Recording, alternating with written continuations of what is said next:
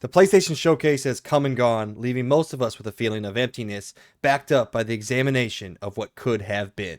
However, there's still a silver lining to be gleaned from this subjectively disappointing showing by Sony. What that is, let's talk about it.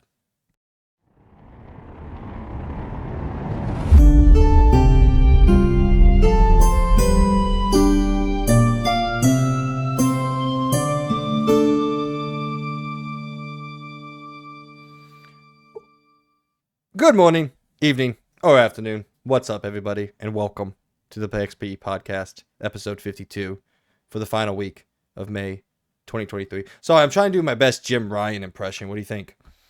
You're doing great. Thank You're you. doing great. I'm one of your hosts, Mike C, and joining me once again, as always, every time, all the time, my co-host, the Birdman himself, Logan B. What's going on, man? None much. No, it's been okay week. Pretty okay week, but especially news-wise, it's not going to be a very happy one. This podcast. It's a lot of doom and gloom. But yeah, not a lot of good news. We're gonna try good news. Well, it's a lot of good news, but not good news. It's bad news, but there's a lot of news to talk about. So there you go. Yeah, it's good for conversational purposes. Yeah, it's bad for fandom. Bad for all video gamers out there. Pretty there much, yeah. Or gamers, sorry, not video gamers. So yeah, I got a little story to tell you though about today. Went to go try a new restaurant. Also went way out of my comfort zone. I saw that on your snap. Yeah, it was called Corners. Hold on. Gotta have the man meat hangout. There we go. Oh, all right. Cool guy here, cool guy. But it was called Corner 17. So originally we were gonna go to this place called Blue Moon, which, by the way, for the people that don't know this, there's a place called the Loop in St. Louis. And basically, they have a lot of good, interesting restaurants there. Amy, my wife, wanted me to go with her really bad to this place called Blue Moon. It's a Japanese restaurant where they sell a lot of ramen and stuff. I was pretty excited about it, but then it was closed today. So we ended up going and exploring around to find a different restaurant to go to, and we came upon a place called Corner 17, which is a Chinese restaurant, but it's more, what's the best way to explain it? It's more traditional Chinese food. It's not the one where you go to China King and you get takeout kind of Chinese. This is legit Chinese food. You even get to watch them make their noodles in the back, which is fucking cool, by the way.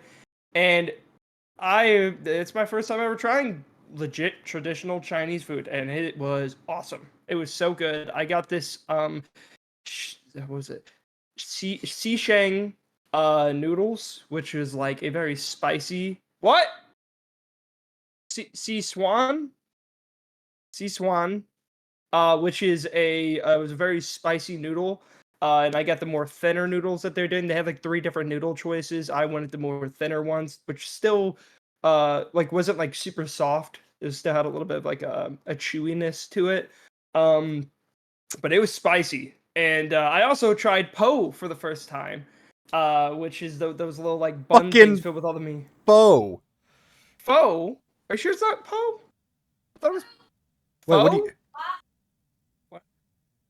Bo? Oh, it's bo. Oh, you're not talking about the soup noodle? No, that's that thing that's filled with all the meat, and it's a bread thing. It kind of looks like a dumpling, but it's more like bread. Yeah, I know what you're talking about. I thought you were trying to tell me you had pho. Bow? Bow or foul? Bow. Bow. Man, okay. your unculturedness is really coming out to play. Hey, that's why I have her. Okay, I'm sorry. Okay, that's why I'm talking about this now. It's a new experience for me. Okay, that's good. I'm also might be going to try Indian food soon. Hopefully, possibly. It's awful. I hate it. Well, a lot of people said it's good, so I'm gonna try it out for myself. If you think whatever you just had is spicy, dude, Indian food will destroy. Oh, I love spicy food though. I love. Well, then you might like Indian food. That's why I chose it there. I chose the spicy noodles on purpose. Which, by the way, I think next time I am gonna go for the one Amy got. She got a shrimp one, and I thought it tasted better than what I got. I still like what I got, but it was it wasn't as I like spicy stuff, but it also has to have a good flavor. And if it's spicy and has a shit flavor, then I'm not gonna like it. But yeah, I totally recommend it.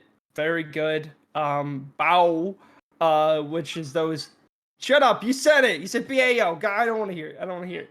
You get the gist of it. It's like a dumpling, but it's breading. It's a Chinese thing, and it's really good. Like, yeah, I got this pork filled one, and it was really good. I suck with chopsticks, so it was kind of hard to pick it up with chopsticks. Like, these things are like this big. Like, they aren't dumplings. They're like this big, and I'm trying to pick it up with chopsticks, and it was just falling apart. So yes, I had to use a fork. I know, haha. You know, I felt dumb. I was trying to do it, and my noodles, I ate all with chopsticks, no problemo. But when I had to get that damn freaking bao, whatever it is, I'm gonna mess it up every time. It was like really hard. It was falling apart. So yeah, very good. I also tried a lot of like they had this strawberry lemonade spring tea, and it was like in one of those boba tea kind of cups and everything. That was pretty good. I wouldn't say I was like hugely in love with it. I think Amy liked it a lot more. She tried this Oreo mocha cheese tea. Yeah, cheese tea. It sounds like a Um, white girl ass drink. it was very weird. I can I say thought that it as was. a white man. Yeah, it's fair. It was pretty good. Other than I don't like boba. I hate boba crap at the bottom. It's disgusting, dude. How It's do just you hate oh. boba? Dude, boba's gross. Dude, It no, just it's doesn't not. feel right. No, It's it's like not. super chewy. I don't like it. I don't like chewy stuff like that in my drinks. Fucking, I hate It texture would. people. I don't like it, man. It's I gross. hate texture I people. like the rest of it. The rest of the drink was good, but as soon as I got the boba, I'm like, it ruined it for me. I was like, this kind of isn't good. I So love boba. sorry. I know I'm not a huge fan of boba, but you know, it was cool. It was a cool place. If you're in St. Louis or going to St. Louis, try Corner 17 if you like Chinese food. I thought it was pretty good. So I actually really enjoyed it. We had a lot of leftovers too from it, so I'll probably be having that after the podcast or so. We'll see. But yeah, that was my little adventure for the week. So that was pretty cool. You know, I also well, I have a funny story to tell you about this, Mike. So you remember on Friday, I said I was doing this VIP thing, right? Mm-hmm. Well, let me tell you a story about this. Dude, this was a journey, Did to you say get the the least. VIP treatment?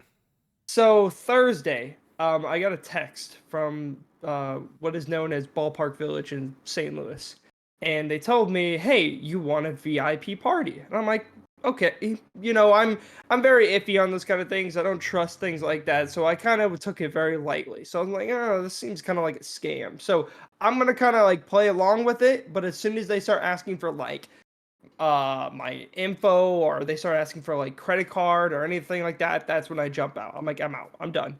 But no, he just kind of wanted our name, he wanted a date, and that was it. And I was like, okay, you know. So I called them to make sure it was legit, it was real. You know, I didn't want to show up there and not have it happen. So I called and they're like, yeah, it's real. Like, we have it planned, you're good, blah blah blah. I'm like, sweet. So I had a bunch of people come with me. I show up there and they tell me to meet them upstairs to check in, and the doors were locked, and it was past 8 o'clock, which was the time they said I was supposed to be there. So I'm like, okay, this is weird. I'm like, okay, whatever. So I go downstairs and I go to someone. I'm like, hey, I was told I want a VIP party. What's going on? Like, oh, just go upstairs. There's like, by the way, there's these like you know, like those things where for like lines, they have those like little barriers, whatever you want to call it, like Yeah. at movie theaters and etc. So I literally just move right under it, and I just keep going up the stairs, and I go up, and the security guy's like, "Whoa, whoa, whoa! What are you doing? You're not supposed to be up here." And I'm like, yeah, I kind of am. They kind of told me I want a VIP thing up here, and then he's like, well, no, this is supposed to be closed for the next 3 days," and I'm like, what? I called someone yesterday. So I go downstairs, and then my friend's like, hey, let me show him the email. He goes up and he shows him the email. The dude's like, yeah, that's legit. That's supposed to be real. So I go downstairs, and I'm like, so what's going on? Like, I called you guys yesterday. You said there was a VIP party. Well, it turns out this VIP party was just definitely just some marketing thing, because there was like another group that came in after me saying the exact same thing. And I'm Oh like, yeah. oh, so this is how it's gonna be. Cool. Um, so after a long like back and forth and everything, they finally figured it out, and they put us out in like this what they call the beer garden outside by the Crown Room. And I was like, oh, this isn't what I was expecting. So I felt a little bad to all the people that I told about this because it wasn't what it was supposed to be. It was supposed to be a VIP room. And instead, we just got basically a drink special, basically, is what we got. I mean, I'm sure people understood. So that was cool. It was still nice. Like, hey, it was a drink special. It made drinks a lot cheaper. It was like $3 beers, $5 mixed drinks, and like $4 wine, I believe. So again, that's really cheap. So hey, that was worth it. But it kind of sucked because I had a different idea. I didn't even get the rewards I was supposed to get. I was supposed to get like a $25 gift card and like champagne and stuff. None of that. I got none of that. So a little story for you. If you get that message, just basically don't, unless you just want the drink specials, then go for it. But other than that, don't trust it. Because, you know, the reason why it was closed off upstairs is because we had esports come to Ballpark Village. And they were having an esports event upstairs. And I could tell before I even read anything that it was an esports event because they had a bunch of PCs lined up next to each other. And there was like a bunch of like esport flags I seen up. And I'm like, oh, okay. So an esports event is going on right now. And they had actually a Smash tournament happen, I think yesterday at Ballpark Village, which was pretty freaking cool. So, hey, that's awesome to see esports starting to come to like St. Louis more. That was cool. Didn't expect that. So, yeah, that was my little story for this week. It's been a pretty good week though. I mean, other than the weird that funny story and also me trying the new Corner 17 Chinese place, that was pretty cool. Pretty good week. All right, well, I'll be short here since you took for fucking ever. But Yeah. I'm just kidding. That sounds awesome, man. Yeah, it sucks that your VIP thing didn't go. How'd the winery go, by the way? Oh yeah, that was good. Okay, cool. Just a winery. You know, it was a good Yeah. time. Cool. I love the wine they have there. It's good. Well, So. there is a ramen bar place down here that Peyton and I both love. That when you guys come down, we'll go. It's called Kami Ramen. Ooh, okay. Actually, I think it's That called sounds Kami. good. Actually, I think it's called Kami Rami.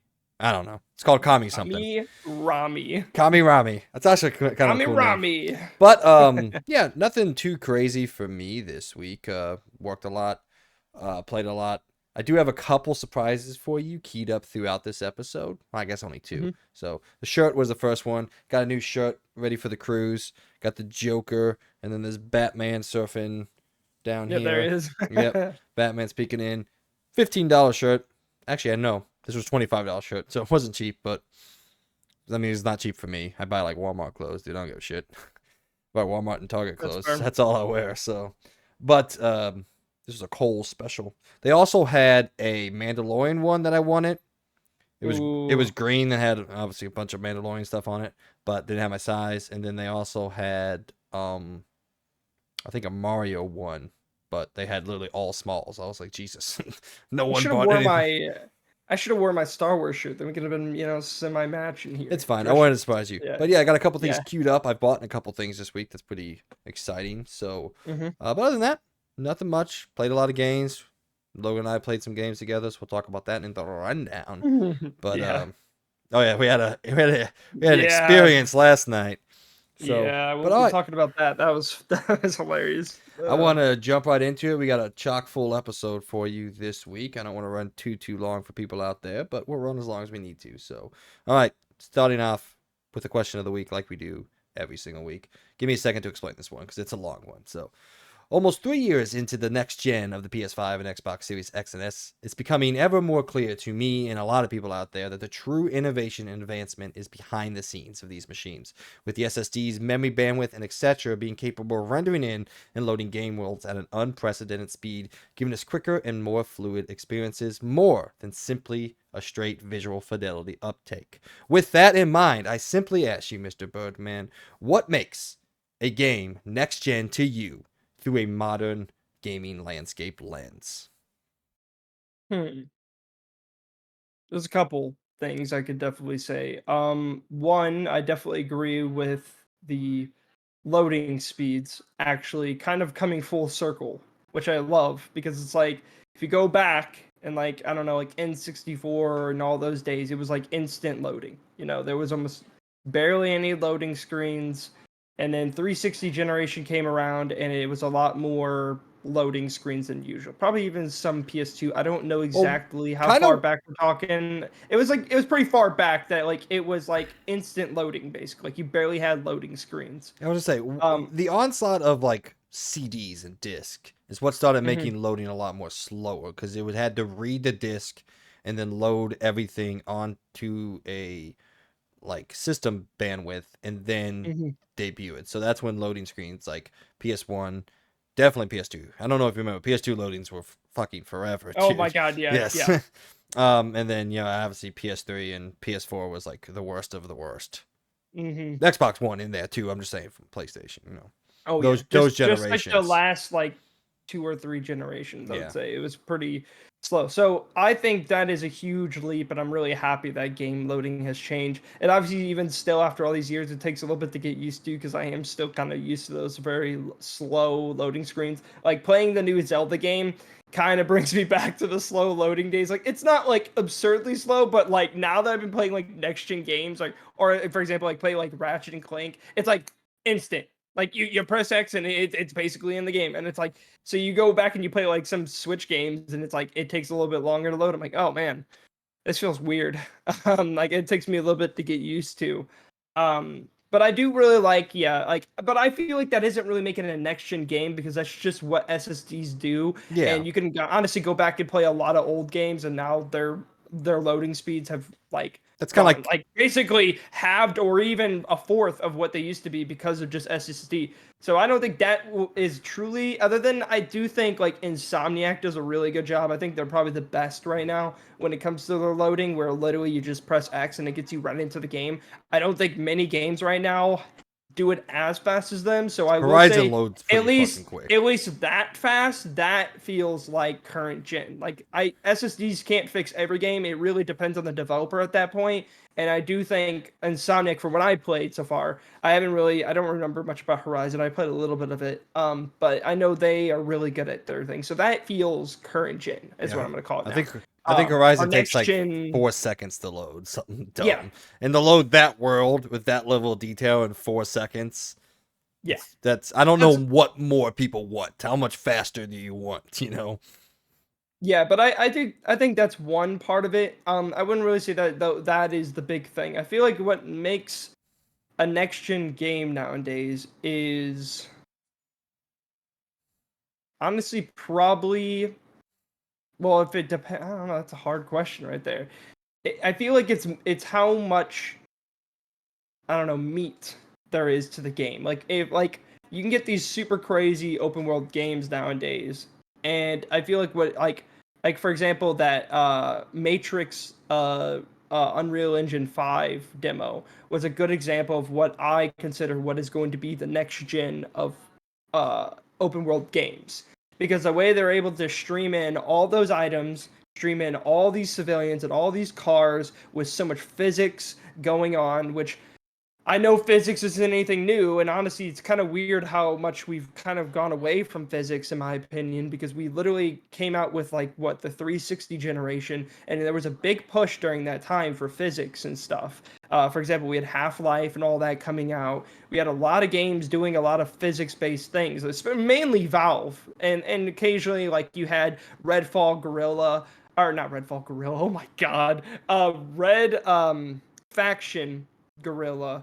um that was like one of the first few games on the 360 and PS3 generation, and that was again showing like what that was like. That felt next gen because it was so cool. You could destroy everything, and then we just kind of got away from that. Other than maybe Battlefield doing a really good job with like destruction and somewhat physics and all that. But I feel like we're starting to come back to that again. So I don't even know if I can even count that as current gen because that's not something really new. I think it's mainly just how much is going on in the world, how much death is going on into it. But I don't know. What is current gen now? Like maybe it's just the frame rate on consoles, but I don't even know if that's really. It's just what is a current gen game?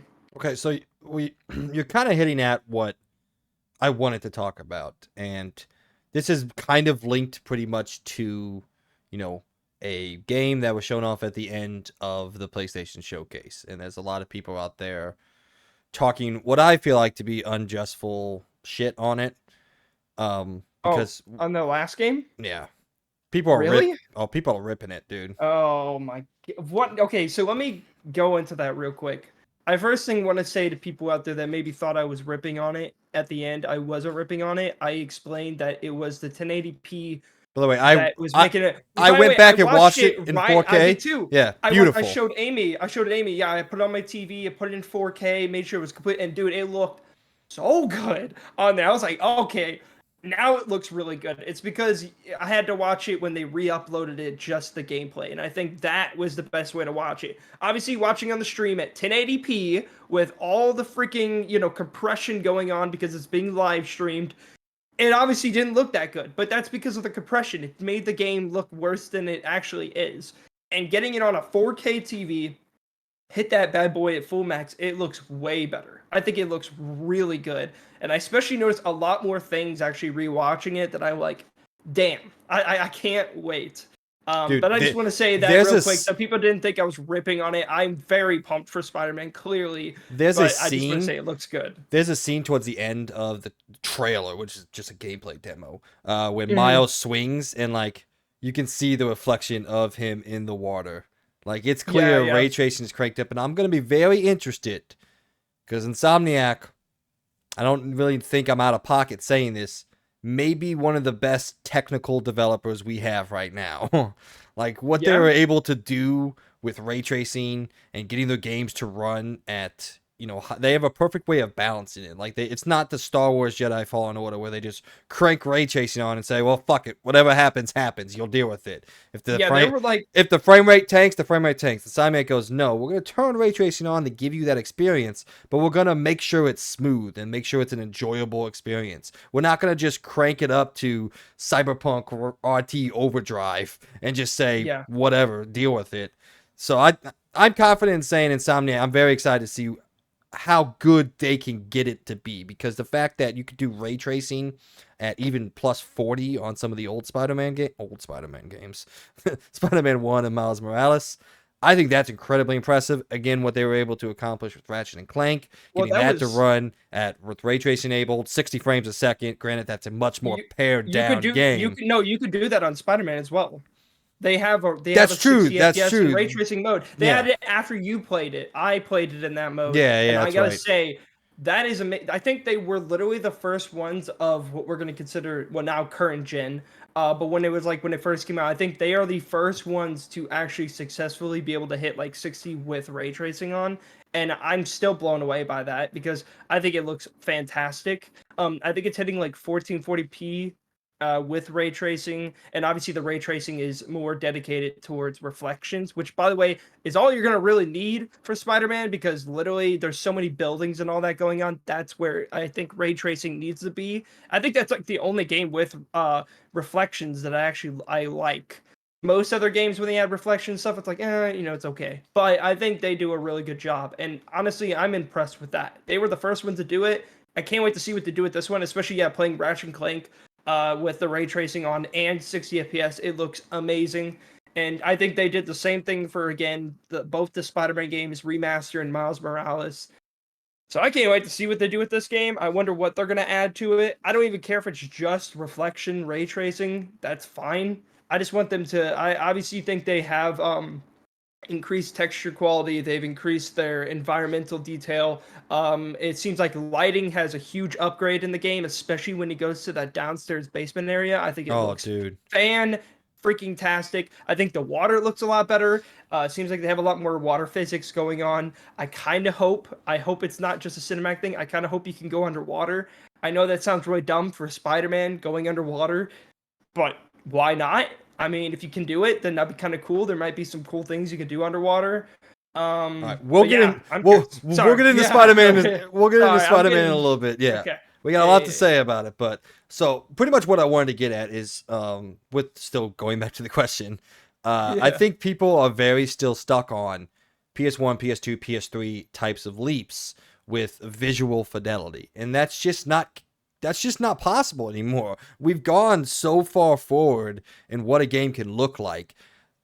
There's just not a huge leap to be had anymore. At least not that I can see. Maybe somebody comes out, maybe GTA 6 comes out, and it's just like, holy shit. no one's even close to what they're able to do here. I don't foresee that happening. I think GTA 6 is going to be incredible. It's going to look really good. Obviously going to look a lot better than 5 I think their because thing is, I think they are gonna blow us out of the water, because if it's anything like Red Dead Redemption 2, dude, I don't know if anyone else can get close to them, because honestly, dude, their AI systems is probably some of the best if they can pull it off correctly. well, I hope they do.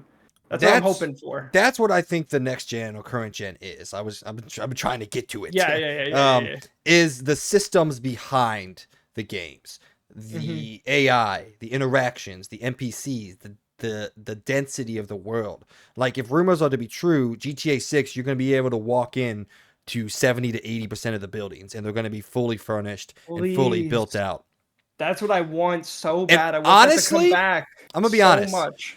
If the world size of GTA 6 is smaller than GTA 5, but you can walk into the buildings, I don't give a flying. I don't either. I don't need to Assassin's Creed Valhalla. That's 70% boring shit. I'd rather have a tight knit open world, like kind of like, you know, Marvel Spider-Man 1 2018. That's not a huge open world, but it's very detailed. Obviously, you can't go in every building, but it's very detailed. It's fun to get around, and I never felt like I was ever seeing just random boring stuff. I would rather developers focus on densening up everything and making it fun to interact and explore. Yes, you're still going to have your Tears of the Kingdom with these wide, vast landscapes you can go explore. And see, that game even lets you literally go in every building in the game. Well, I don't think it's going to be as detailed as GTA 6 might be. Well, no, yeah, I know. But, like, that's what I'm saying. Like, I totally agree with you. I do think it is mainly the background stuff. The stuff that people don't focus on. They always look at a game and they're like, does it look like the most realistic game ever? Heck, if it has a better art style, I don't give a shit how good it looks, dude. It doesn't have to look super realistic. I just want those gameplay systems to be very good. That's why I think Tears of the Kingdom is so damn good and why everybody's obsessed with that game, because it doesn't need to be super realistic looking. It's mainly on its gameplay systems and its open world, and the fact that you can literally go in any place you want to.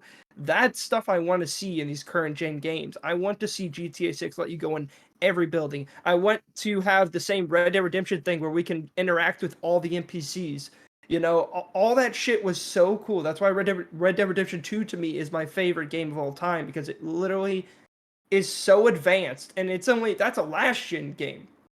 If that is anything to go off of what they're going to do in the future, dude, I don't know what to expect with GTA 6. Because I want robberies. I want them to do bank heists whenever you want. I want to be able to, I don't know, I want car destruction to be a lot more realistic. You know, heck, all those little minor details add up, and they make the game a lot more immersive and more exciting. And in my opinion, I'd much rather that than them focus on making it the most ultra realistic looking game possible. Yeah. I'd much rather all that happening. I think I mean, no one is going to listen to us because this isn't how fanboy arguments work, but I just want to desperately get away from the visual fidelity argument. No one fucking cares anymore. Games generally look good. If it doesn't look good, then we talk about it. But Spider-Man's going to look great. Red Dead Redemption, well, I don't know, that's not right. GTA 6 is going to look great. Xbox's games should look great. Last one did, but I think Starfield's going to look great. I think we need to get past of, you know, does this look better enough to qualify as next gen? That's not the argument we need to have anymore. We need to have the argument is the gameplay systems and everything behind the game advanced enough to qualify as next gen? And I will say I can foresee an argument be had where GTA 6 is the true first next gen game. Like, we're playing it and we're like, yeah, this couldn't be possible before. I think, you know, Spider-Man, we're going to play it, and I'm sure it couldn't be possible on PS4, some of the stuff that they're doing, but it's not going to feel that way. Yeah. Like, you know what happened with the Horizon DLC. Some of the cloud technology and what they did, they say it couldn't have been possible with the old hardware. That's probably true. I'm not going to argue with them. Yeah. But it doesn't feel like, you know, you're playing something that couldn't happen somewhere else. So I think GTA 6 may, in fact, be the first time we're playing this is like, there's no way in hell this could have came out on PS4. But anyway, so that's what I want the argument to be going forward is, does the game play in a way, and does the experience lend itself in a way that couldn't have been done before. Not does the game look like it couldn't have been made on something else. I don't care about that anymore. Does the game play and feel like there's no way in hell this could have been made on anything else? That's what I want next gen to be, and that's what I And think it again, is. I want to go back to an old argument we had where, not with between us, but between the people that complain about these things. Because I think, yeah, Spider-Man 2 may not be as big of an upgrade that people might want graphically, but I think people need to stop complaining because there's a certain game that just came out called Tears of the Kingdom that isn't a big upgrade graphically in any way, and yet it is a 3 times better game than what they had previously. And in my opinion, much rather that. I would if it was the exact same looking game as Miles Morales, but they added 3 times the more amount of content, 3 times the amount of just detail and environment, and also just the fact that you can explore a lot more and there's a lot more like verticality. I don't care. I'm totally cool with that. I would be absolutely stoked even just for that. And that's not even a fanboy thing. It's just honestly, that's just how I feel about it anymore. Yeah. Like, heck, I'm playing Tears of the Kingdom on a Switch at 30 FPS, and I haven't complained a single minute about it because you know what? It's just been fun. It feels good. It plays good. It's super exciting, and I feel like there's so much content in this game that I don't feel like I'm gonna beat it for like 3 months. It's insane. So I don't care. Like I do think this game does look much better though. I'm not saying Spider-Man 2 doesn't look much better. It does. But I'm just saying for the people complaining out there, I think it's going to be great. I think you're complaining now, but as soon as it comes out, you're not going to be complaining anymore. Everyone's gonna shut up and buy it. It's gonna sell 20 million copies, dude. So I don't know what people are saying, but imagine. I don't want to hear it because Pokemon sells shit ton, and that game's hot garbage. No one cares. Yeah. So you can argue all you want, but Spider-Man 2 is going to sell like hotcakes. We already know it. Anyway, all right, let's move on. We've been running a lot of a lot of things. Yes, so. Sorry. Yeah. No, you're good. I don't care, dude. Ladies and gentlemen, if you didn't know, this is in fact the XP Podcast, a weekly video game and pop culture news podcast where Logan and myself sit down with y'all and talk about all the news stories and happenings inside and out of the video game world. I need to change that because we don't talk about all of them because there's no possible way we could in one episode. So anyway, we talk about the news stories and happenings inside and out of the video game world. We post a new episode each and every Monday at 8 a.m. so you can listen to it throughout the week or whenever you desire. You can find us on most of the popular podcasting services, including Apple Podcasts, Spotify, Google Podcasts, and more. Alexa just went off. And more. If you enjoy what we're doing here on the XP Podcast, please support us over on our Patreon, where you get to be a part of our weekly discussions and give us your opinions on everything we talk about and everything we don't. You'll also be able to find all of our uploads there, along with any exclusive episodes we may post. Links for that, as always, in the description down below, or you can simply go to patreon.com and search Experience Point, spelled capital X, capital PERIENCEPOINT. However, if you don't have any money to send our way, don't worry. We still love and appreciate you for listening to us and being a part of what is hopefully a growing community. You can also go over to our YouTube channel where you can get this show and all of our shows in video format. If you do, please don't forget to give us a like, share, subscribe, and hit that notification icon so you can be aware of everything we post when we decide to post it. New episode reminders for you. Episode 51 is out. It's live, where we go in depth on Guardians of the Galaxy Volume 3 and give you our spoiler cast and our opinions on everything that movie has to offer, which is a lot in our opinions. We also gave our PlayStation Showcase predictions, which essentially none of them were right. Actually, I got a couple right, but Mortal Kombat 1 was also revealed, but we talk about so much more. And also, we had a second upload this week. It was our PlayStation Showcase live reaction, where Logan and I reacted to the entirety or PlayStation's first showcase in almost 20 months. We're definitely going to get into that momentarily. With all that out of the way, though, however, let's in fact get into the show. In our point of the show, we are giving you our review and discussion of the PlayStation Showcase for May 2023. And we'll be introducing our new review ideology that we will carry forth from this moment henceforward. And around the point, we are talking all things PlayStation. There's been a dump of information after the recent showcase. Most of it bad, but some of it exciting, and we're going to dig into it here on the show. Prince of Persia Remake and Bioshock 4 appear to be in immense trouble, and we may be playing a new Star Wars game much sooner than originally thought. Then in LTR, we dive into the reviews for this week's games, but before we get to all that, it's time for what is and forever will be the rundown, where we catch up on all things pop culture that we've been doing, whether it be gaming, TV shows, books, or comics. Doesn't matter to us because we like it all and love to talk about it. So, Mr. Birdman, what have you been doing? Well, there's not much to say. I haven't really done a lot. I haven't done a big variety of things, so I'm just gonna go in it real quick. Zelda Tears of the Kingdom. Been playing it. If you listen to the last 2 episodes, you know kind of how I've been feeling with it. Also, recently in this episode, I was talking about it, but I'm having a great time. I'm about 45 hours in the game now, I would say. Absolutely. Oh my god, you Fucking dying over there? fucking bug just flew up my nose, little bitch. But Fucker. yeah, it's been a good time. I've been having a ton of fun with That's Tears of the gotta be the Kingdom. thumbnail. Uh, Just me freaking um, out. yeah, but it's a good game. You know, I'm having a great time. I feel like again, I've barely done anything. I've done like 2 of the big 4 quests, but I've also been doing a lot of the other main quests in the game.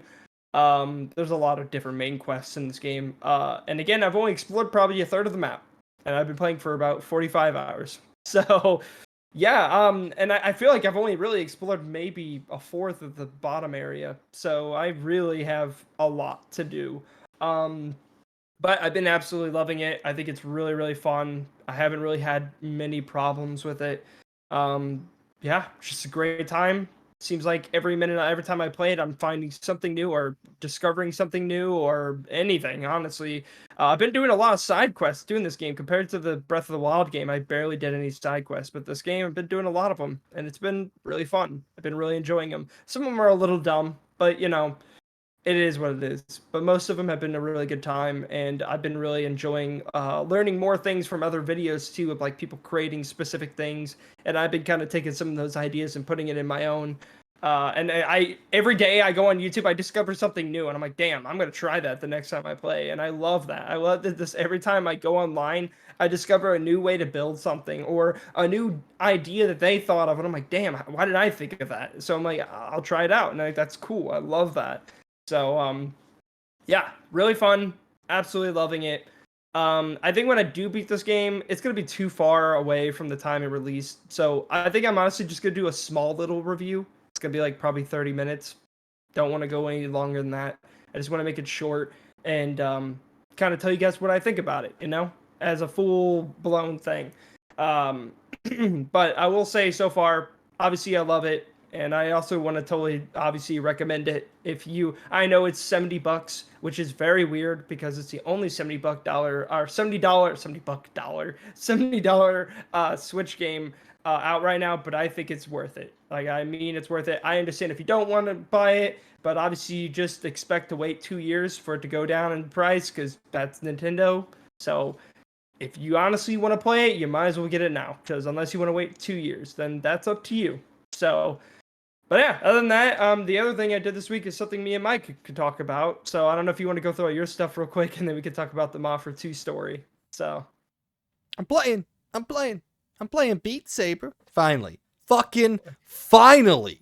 Beat Saber 2. Beat Saber 2. What the fuck? That'd be crazy.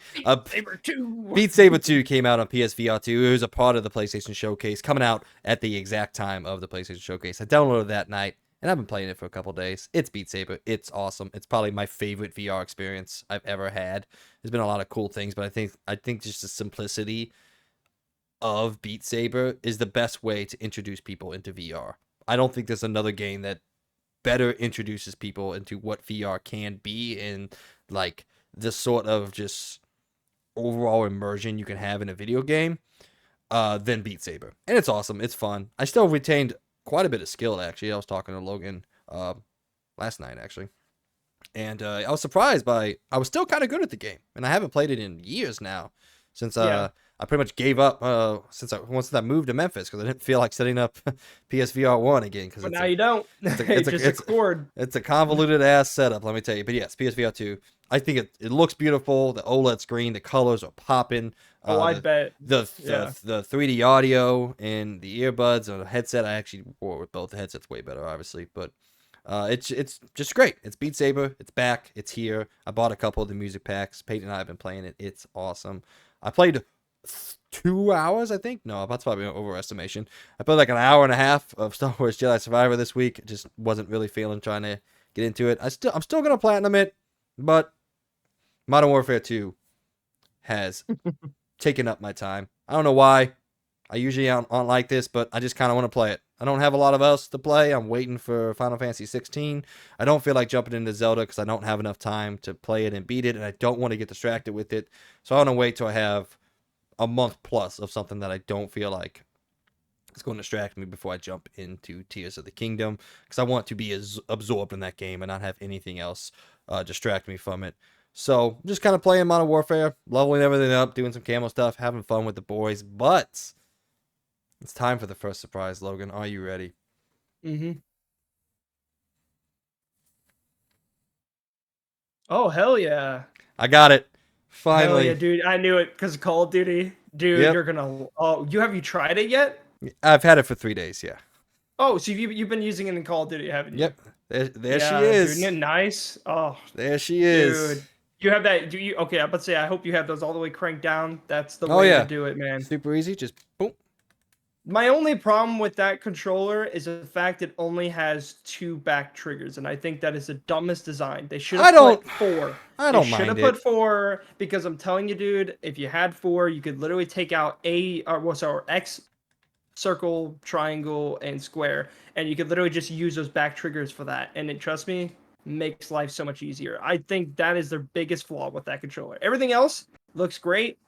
But I'm happy to because I'm telling you, playing a shooter with a nice pro controller makes life so much better, Yeah. in my It's opinion. fun. I like it. It's a little bit more weighty. It feels Hmm. premium. You know, it's got all the PlayStation etchings And the nice everywhere. little case too. I love the Yeah, a case, dude. nice little Oh. case. My biggest problem is they fucking cucked me or they teased me. I wish this Hmm. was a charging case. They say it is. You want to know how it charges? Oh. Oh, it goes through. Yeah, there's just a cord that Yeah. goes through it. That's Yeah. dumb. Let's see. Should have been wireless charging. I think that's the biggest letdown of it. But the Yeah, case. cause Go like, ahead. see this, and Yeah. then yeah, like honestly, yeah, I wish they had like the little like I wonder if I can even get it to pop up. It kind of goes through. Yeah, I It has a see it. little Yeah. wireless charging thing on there. If you even want to put it on your desk and everything. I'm kind of sad they didn't do that either because it literally costs about the same amount as an Xbox Elite controller, and it's like, why did they not include that? I feel like that would have been a nice little premium bonus. Yeah, I think that's the only big negative. I don't mind the 2 buttons. I have it mapped to X and circle so I can jump and go Oh, that's prone. smart. Go That's prone good. without Yeah. anything. Yeah. I don't need to swap weapons. I can press that because I'm not shooting when I'm swapping weapons and I'm not reloading when I'm swapping weapons. So I don't Mhm. mind not having those. The big thing is I want to be able to unlock the movements while not having to stop aiming or shooting. So Mhm. that's really why I wanted it. And yeah, I immediately put on the curved buttons, the old PlayStation ones instead of the new Oh, really? concave. Okay. Yeah. Oh my god, they're so much more comfortable. I forgot how comfortable these are. And I forgot Oh, how really? much like, these old or the new like concave ones, Hmm. my fingers just slip off of them, which doesn't make any sense. My fingers don't slip off of the ones that are fucking curved. Why does I that know. happen? I don't I think know. it's the texture. I think because it's Yeah. fully textured on there. It's smooth in the middle, I believe, on the new ones. Yeah. So maybe that's why it's sliding But off. Yeah. then they come with a high rise and a short rise. Apparently high Hmm. rise is better for aiming. I haven't put the high rise on Yeah. yet, I so can't. I can't do that, dude. I okay. literally keep it.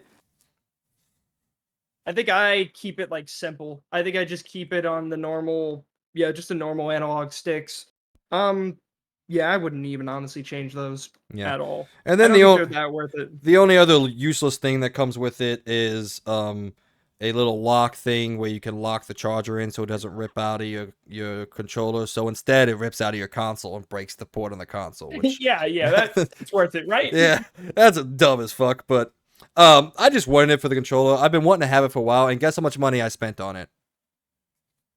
$50. 0. Nice. I Okay. saved up on my tips, and I had Peyton's mom. She got me a gift card for Best Buy for my Christmas, so I've been keeping that in the back pocket. So yep, I actually had extra money, so I spent 0 of my own hard. I guess technically I earned the tips, but whatever.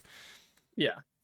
But still worth it. Nice, yeah. I'm happy you got it because dude, that's honestly I'm telling you, like I mean It's you know now, but yeah. it just I'm makes still getting shooter used to games it. feel so much better. Especially like with I think the best thing with the Pro controllers, both of them in general, is the fact that you can lock the triggers down so you don't have to push it down as much. And dude, playing shooter games where it's just clicky, it feels so good. Yeah, It feels it's great. a little longer of a press than the Xbox controller.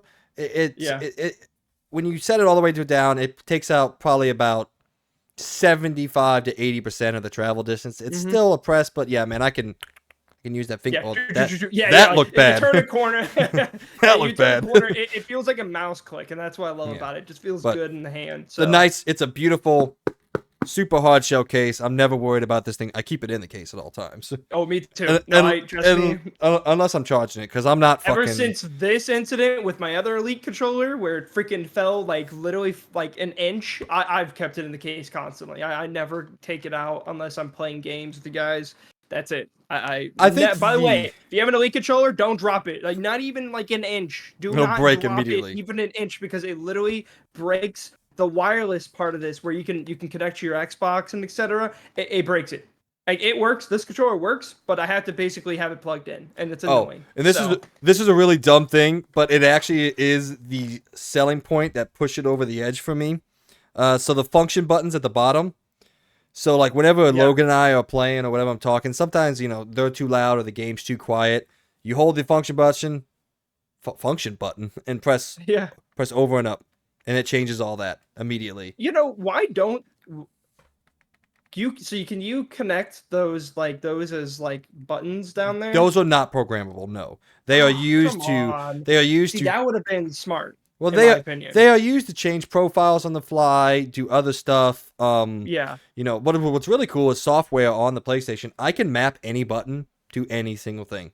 If I want to map R1 to fucking right stick, I can. Don't know why I would, but I technically can. I would not do that. Yeah. It's cool, and you can change all the dead zones and everything. I can make it so the right stick doesn't start moving until I press it all the way over. Again, I don't mess with that because why would I?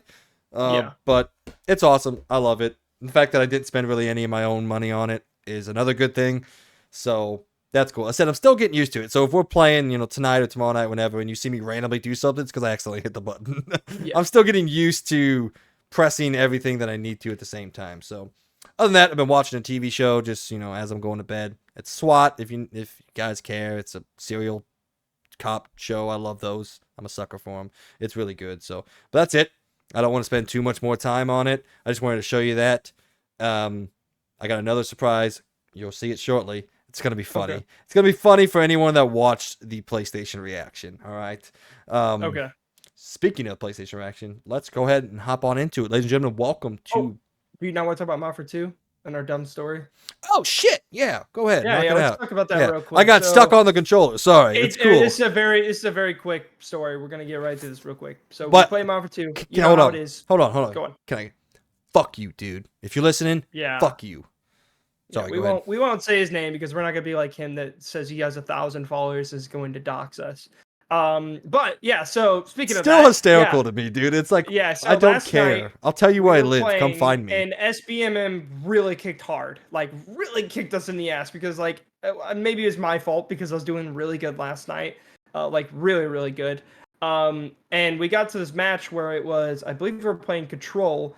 And it was on, what map was it? It's the one with like, it's like a Coliseum looking kind of map in a sense. Yeah, I don't remember what it's called. Let me see. I don't remember what the name of it is, but basically we were playing against some pro gamers, like for sure. We got melted. Like they had like 22 lives and they took us all out. Like the last game they had 24 when we lost. Yeah. But so during the second round or our third round or whatever, one of our friends that we're playing with, Andrew, decided to go in and say a measly little, Mercado Las Almas. Okay, so that was the map. My friend Andrew went in voice chat and basically just said touch grass, basically to summarize it. And pretty much meaning go outside, do something different with your life. Yeah, like dude, like you guys, this is the only game you guys play. It's a measly you guys have no life, whatever. We weren't like really that upset, but we wanted to make a little joke about it. We didn't really care that much. I said something way worse, but by the way, I was muted. I didn't know that. I said something way worse. But one of our teammates, not even the other team at all, started to get so upset with us. He literally went on this whole rant about how like dude, like, why are you making fun of them just because they're good at, I respect them because of how good they are. Just because you suck doesn't mean you should be talking smack with them and all that. And then you just getting so upset with him, and then like basically Andrew and him started getting a fight, and I was kind of getting really annoyed because I could hear this guy the entire time. So I just started throwing grenades at him. I just pushed him in the corner and started throwing grenades and everything. I didn't even play anymore. I was just like, dude, shut up. Like, we're trying to play Call of Duty. I don't want to hear about your philosophical thoughts of people being good at video games. Like, we made one little comment and you got so mad. And then so when I was doing that, he started to say, oh, I have 1,000 followers watching me right now on Twitch. I'm gonna dox you guys. These guys are all technological geniuses. They're gonna hack you. They're gonna find you out. They're gonna get your real name. And I'm like, dude, why are you getting so mad? Like, we were just like, maybe it's because he was sucking and he was trying to compensate. Like, dude, shut up. Like, who cares? Like, we lost. Heck, I'd rather lose this match. Then SBMM will come back and we'll actually have a good game after that. So I don't care. And we did. But yeah, and we did. So that's what I'm saying. And that was a funny little story we had last night. I thought that was hilarious. We're not going to name him. I'm not doing that. I'm not going to be like him and try to dox somebody or trying to give out their username and that. But I just thought that was really dumb. We did end up reporting him because that was just dumb and kind of insane. Like, the fact that especially he was threatening to dox us. Like, I know Mike doesn't care, but I think that's a little messed up for Call of Duty. Like, calm down, dude. But other than that, that was a funny little story we had. I don't threaten people. I'll make fun and I'll say some crude or rude comments. You get competitive. I'm not gonna. That's how it is. I'm not gonna threaten some. I've played football for a long time. All right, I've had way worse things said to me, so I got pretty tough skin. But I kind of wish I would have heard him. I'm dumb, and I finally figured out why everything's muted, so that's good. I fixed that problem. Yeah. But I would have fucking told him where I lived. I would have told him my exact address. Like, come find me, dude. Come on. I don't care. Like, I know how to handle myself. You don't scare me. You steal my identity, whatever. I'll make a new one. I don't think that's how that works, but yeah, no, I don't know if it works like that. But yeah, so I just thought that was funny. That was a little funny story we had from yesterday. Just like, come on, people, calm down. Like, I understand. Like, some people might want to have some, like, competitive talk that happens. That's Call of Duty. I played Mafia 2 back in the day, so I do understand voice chat and how it used to be. Yeah, so it's rough, not like dude. I was upset with it, but I was just like, dude, calm down. Like, and especially it wasn't even the other team. It wasn't even the other team. The other team had nothing to say to us. I think they were all on Discord or something. But like, like straight up, the dude on our team was not happy with the fact that Andrew had something to say. I don't know why. Shout out to that other team though. They were very good at this game. Oh yeah, they were. Good. Oh my God. I've never been steamrolled that way. Yeah. As I was, dude, we barely. I don't think I got a single kill. Maybe I did, but it was. It had was 6. so I had hard. 5. Oh yeah, but it all was 3 insane. rounds. Yeah, it was over. I think like 4 of the team had like 20, and the highest on our had like 8, and we got destroyed, and everybody left. So it was. Yeah, we lost like 2 of our teammates like in the third round. Or it was. Whatever, it was literally just us and that guy. Mm-hmm. All right, so yeah, that was funny. So, well, not really funny. Don't threaten people out there. You can talk some shit and talk some smack, and get into it. That's fun. That's light. I don't mind that at all. Once you start threatening people, then I have a problem with you. Like when you're threatening to give people's information out, like, dude, calm down. Like, especially from such a measly comment of touch grass. That's such a dumb thing to get so angry about. Now, if someone was like saying, I want to kill your family or something like that, I can understand why you get a little bit more threatening at that point. But like, dude, come on. Calm down. And people. Also, don't threaten my friends. I'm kind of that made me mad. When he was doing that, I'm like, that's why I started throwing grenades at him. I'm like, dude, shut up. Like, we're playing Call of Duty. Calm down. I'm kind of a protective person. Should have been playing hardcore though when we could have just spam killed him the whole time. Yeah, I know, right? Then we would have gotten kicked. Yeah, because I'm pretty sure if you do that, you can get kicked. But yeah. But all right, so we're gonna jump in now to Pots after the Doc's adventure. So welcome to Pots, also known as Point of the Show, is where every once in a while we have a certain event or topic that we need to talk about. So while he's gone, I'm going to introduce the smaller topic. Logan and I have been discussing and trying to figure out a more lighthearted and fun way of making the show, not making it so scientific or serious and all that. So we're going to introduce a new review ideology scheme, however you want to put it. Instead of the whole like point scale and us trying to figure out like the best way to present to you our opinions, we're going to do it grade school way. So the new XP experience point review scale is as followed: A, B, C, D, and F.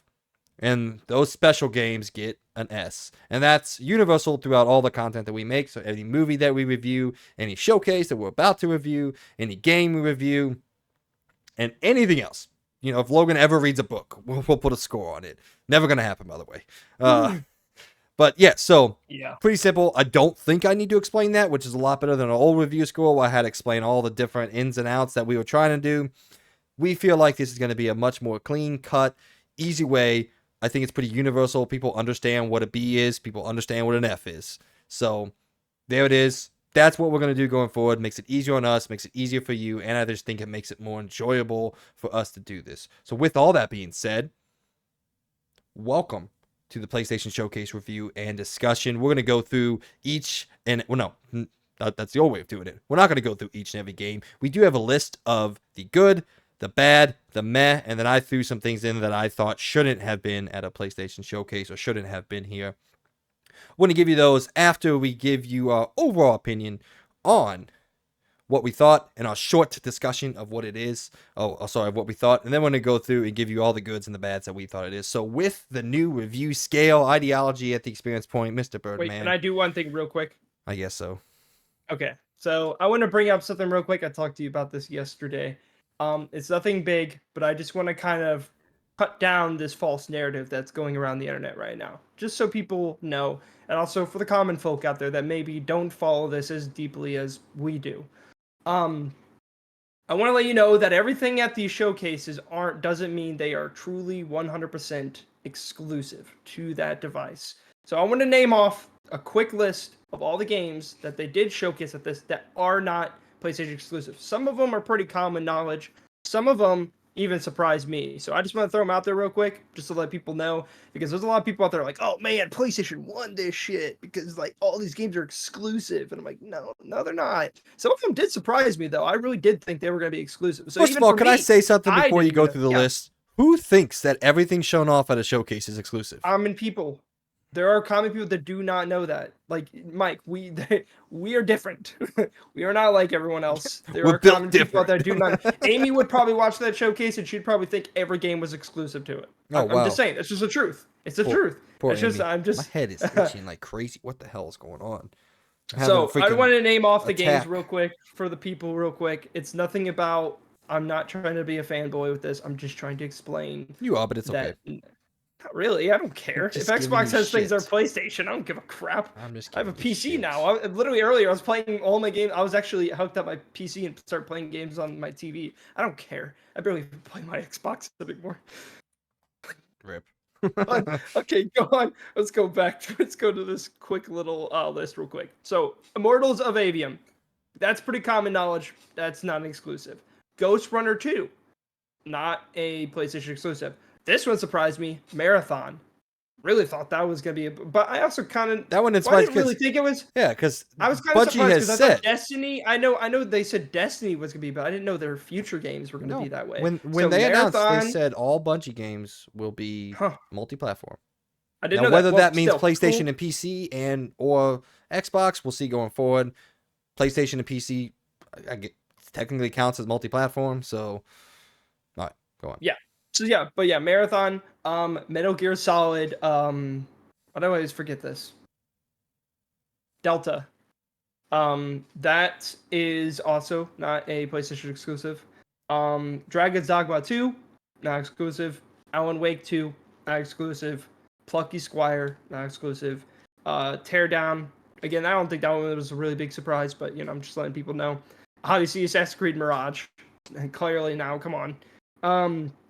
That Neva game, that was kind of a surprise for me. I really thought that Neva game, the one with the wolf with the antlers, I thought that was gonna be a PlayStation exclusive, but no, it's not. I mean, Greece wasn't. Like, you're going through this list, and I'm like, duh. I'm just letting you know. Some of them I wouldn't know. Yeah. So even I didn't know all these. I think Metal Gear Solid is. I think Metal Gear Solid is the only one that I was like, oh, that's interesting because that we one had did heard that it was going to be, and Silent Hill is console exclusive. So that's the only one that I was like, oh, that's interesting. And then the last one is the Talos Principle. I just want to name these off real quick for the people that do not know this. before we get into this, not saying that everything is exclusive, because not everything at the showcase was exclusive, clearly. But I don't think, obviously, some of them were surprises to me. Some of them were pretty common knowledge, but I just wanted to name it off to people because there's some people out there that really believe everything that shows up at these showcases are 100% exclusive. They're not. So, PlayStation does a really good job in tricking those common people too, because they'll come out with trailers and obviously will just say PlayStation, and people just assume it's only on PlayStation. No, that's not how it works. I mean, Do a little bit more research on those games, because trust me, sometimes, occasionally, they are coming on multiple consoles. I mean, so yeah, just wanted to let people know that real quick. It was just more a little thing I wanted to tell you about. They are trying to sell their console. Why would they let you know it's coming on Xbox? That makes no sense. Like, what? Okay. What happened? Sorry, my headset just turned the volume all the way up when you started talking. I'm like, the fuck is going on? I'm loud as hell in your ear. All right. So anyway, with our new reviews, I guess thank you for that update that I feel like should definitely not be needed, but I guess it was. I did see Reddit people. I just want to let people know. So, there's some people out there that do not know that. So. Makes no sense. But anyway, with the review scale, with the new ideology here at the Experience Point, real quick before we get into the nitty gritty, what do you give? And a little bit of explanation. Would you let me fucking finish a sentence? A little bit of explanation. What do you give the PlayStation Showcase? So C. But I think so at the beginning I was a little bit like, when we watched it at the end, I was a little bit more higher up, but I think that was also a lot more recency bias because I just watched Spider-Man 2 and I was really hyped. So I was like, I think it was like basically this showcase, for the people watching, watch my hands here. It's basically like a slope. You know, that's kind of how it was. It started pretty strong and then just really went down, and then it went right back up. It was definitely a V formation. It definitely wasn't like a smooth line. There wasn't like a heartbeat kind of thing where it's like, oh, hype, hype, hype. No, it was just hype. There's one heartbeat all the way down, and then hype. There's one heartbeat in the middle of it. Yeah. For me, there's one heartbeat. I know it's a really dumb analogy I'm doing here, but I'm just trying to explain it in the best way that, like, that's why I think it's average, because it did have some good ones. I don't think it had any good surprises, which I was hoping for, and I feel like that's the problem with this. And maybe, again, that's because we keep up with the news as much as we do, but I was kind of hoping for some surprises, and I don't really think anything was truly a big surprise other than maybe Marathon for me. But that was also kind of a disappointing surprise because that game is a multiplayer-only extraction shooter. And it's not them bringing back their actual Marathon game that was a single-player game, which is kind of disappointing in my opinion. I think everybody kind of expected that, and in general, it's now just a multiplayer game. So I'm a little disappointed in that, but that's just me being disappointed. But I do think that was a surprise. That was like the only thing that surprised me. Everything, I knew Metal Gear Solid was going to be here. I knew for sure Spider-Man was going to be here. I think everyone knew that. That was like, everyone knew that was coming. But everything else just felt kind of like, yeah, we've seen this before, you know? It wasn't as... I also Helldivers. That was also kind of a good surprise. I popped. But yeah, I mean, crazy. It was just kind of, yeah, it was just an average little showcase. We'll get more in depth in it. I know I kind of went off track there. But Mike, what do you think? What do you put on the rating board? So, as a objective viewpoint of this showcase. So for those of you who don't know, objective is an educated opinion on something where you know a little bit about what you're talking about and you give an educated opinion on something. Subjective is your own opinion on it. As an objective opinion, yes, I agree with Logan. This is a C tier conference. Actually, when he said he had dropped down, I was immediately at a C watching it. If you watch me throughout the showcase, I was excited. My heartbeat was racing when we started. I was through the roof hyped. And then as it kept going on, like Immortals of Avium was the first one. I was like, that's a weird inclusion. And then there was another weird inclusion, then another weird inclusion. With Street Fighter 6. Yeah. Well, I knew Street Fighter was going to be here. I don't want it to be here, but... And then, like, I knew Final Fantasy was going to be here. Didn't want that to be here as well. But, like, you kind of saw me slowly just, like, kind of get a little bored and just get annoyed because it wasn't the showcase that I had wanted. And it wasn't the showcase that most PlayStation fans had wanted. But I will say, objectively, this is a showcase for a lot of fans, of people who aren't PlayStation fans. Andrew, he was watching. He loved what he saw. All these multiplayer games coming at you. He loved what he saw. I mean, told us he was now thinking about buying a PlayStation because of all these things. And that was kind of an eye-opening thing for me, that this showcase wasn't for your 20-year-old PlayStation fans, me. This was a showcase for, this is something new that we're doing. Now, so on that, I will say my subjective opinion on it, which isn't the actual thing I'm putting on it, but this is what I thought. This is a D tier for me. But objectively, I do think this is a C tier conference. As we go through this, I only have 2 bad things. I don't think there's anything bad at this conference. I don't think there was anything terrible other than the 2 things that I'm going to point out. And I have some decent negatives I want to talk about, but and I guarantee you we saw some fantastic games here. We just don't know because of the nature of what they are and how they decided to show them. I guarantee you some of these games are going to be absolutely incredible, but we don't know that, and it wasn't that hyped. And my biggest thing that I take away from this is I was just, as a PlayStation fan, supremely and utterly disappointed in essentially the no-show from PlayStation Studios. There were 34 games showed off in this showcase. We got 4 PlayStation Studio games, one of which we knew was going to be here, 2 of which were new studios making the first game for PlayStation, and then Bungie, who technically is a PlayStation Studios game, but it's very different than normal PlayStation Studios. Those are the 4 PlayStation games we got during the first PlayStation showcase in almost 2 years. And I will say, as I've thought on this throughout the week, this feels like this was the delayed show that they wanted to have last year, in September of last year.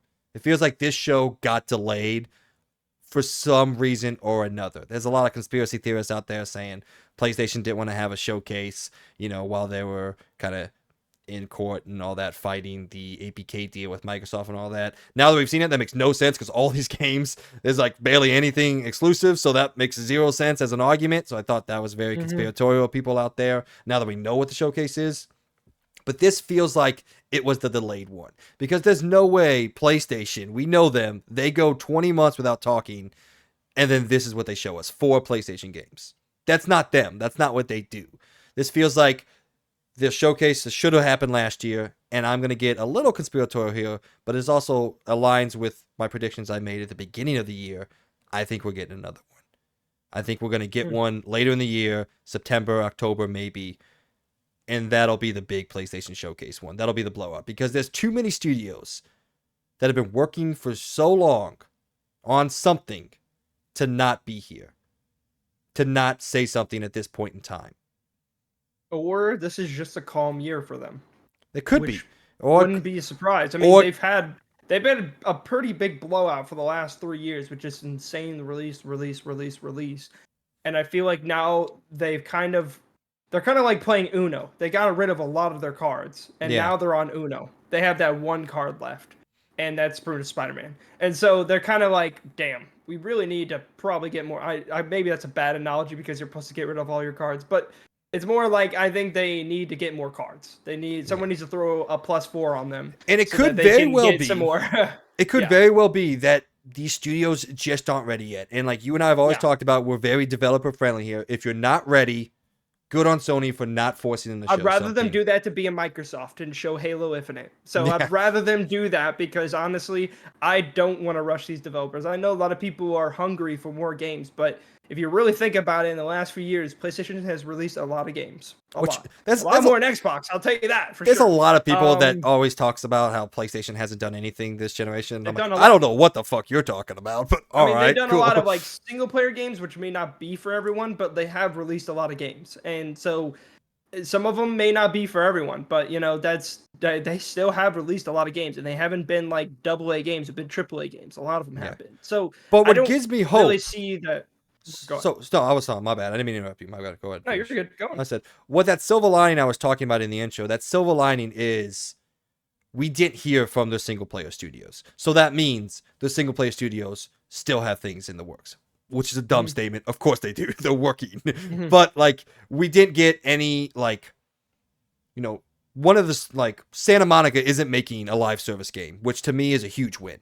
That's awesome. It's good to know that while we've known for a long time PlayStation is moving in to the live service and the multiplayer games, they're using these other acquisitions and these different things pulled out, Haven, Firewalk, some other teams that they've brought in. They're using them to push their new focus. So they're kind of splintering off. Here's your multiplayer PlayStation. Here's your old school Sony, single player banger after banger after banger PlayStation. You're getting both of those now. So I do think while this showcase is a supreme disappointment for me, I still do think it is C tier for what they showed, and I guarantee you some of these games are going to be fantastic. I guarantee you Marathon's going to play amazing. It's going to look amazing. I'm sure people are going to love it. I sent you that little detail.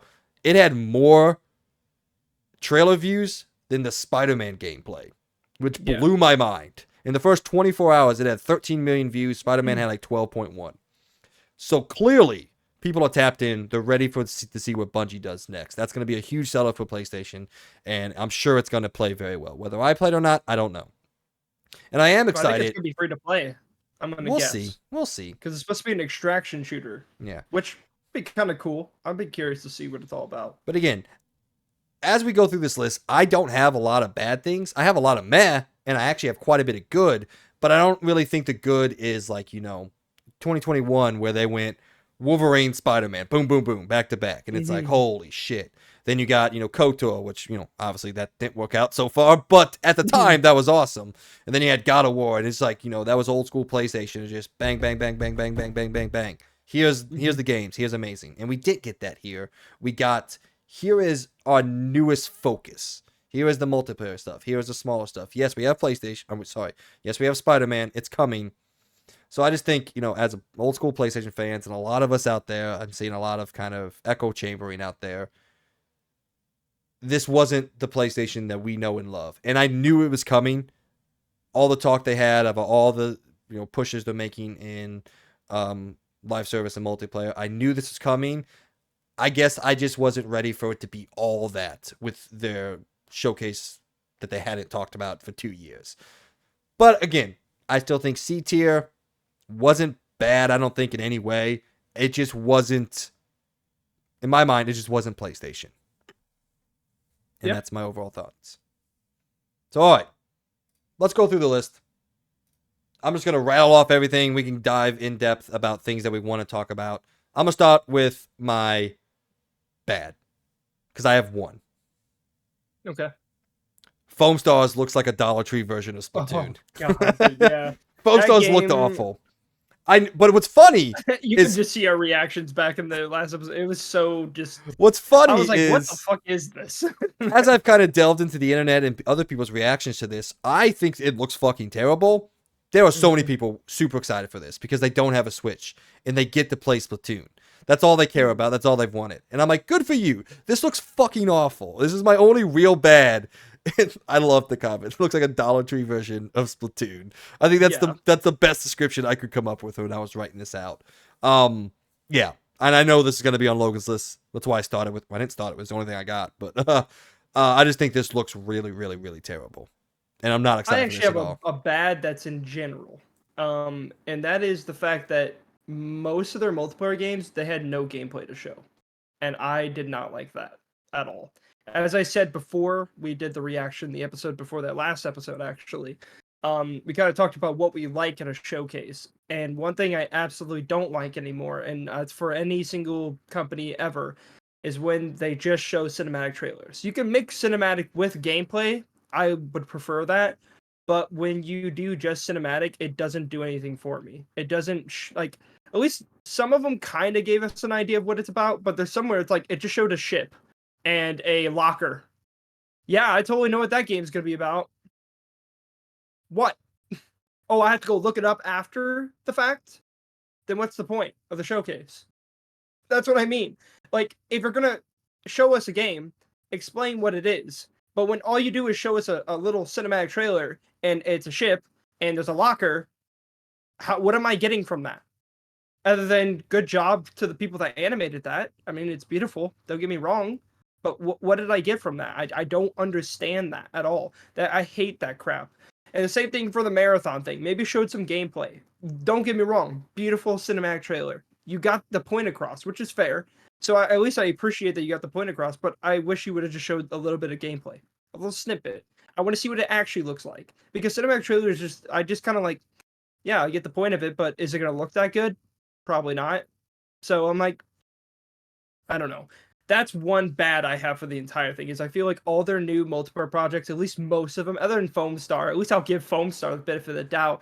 Anyways, it's not made by PlayStation; it's made by Square Enix or whatever. Uh, at least they showed gameplay. Did it look good? No. Supposedly it's a cross-gen game. It's coming out on PS4 and PS5. I didn't think it looked good at all. Speaking as a pretty big Square Enix fan, at least on their JRPG, not a game I want to see them make. No. This looks like a Ubisoft-ass game.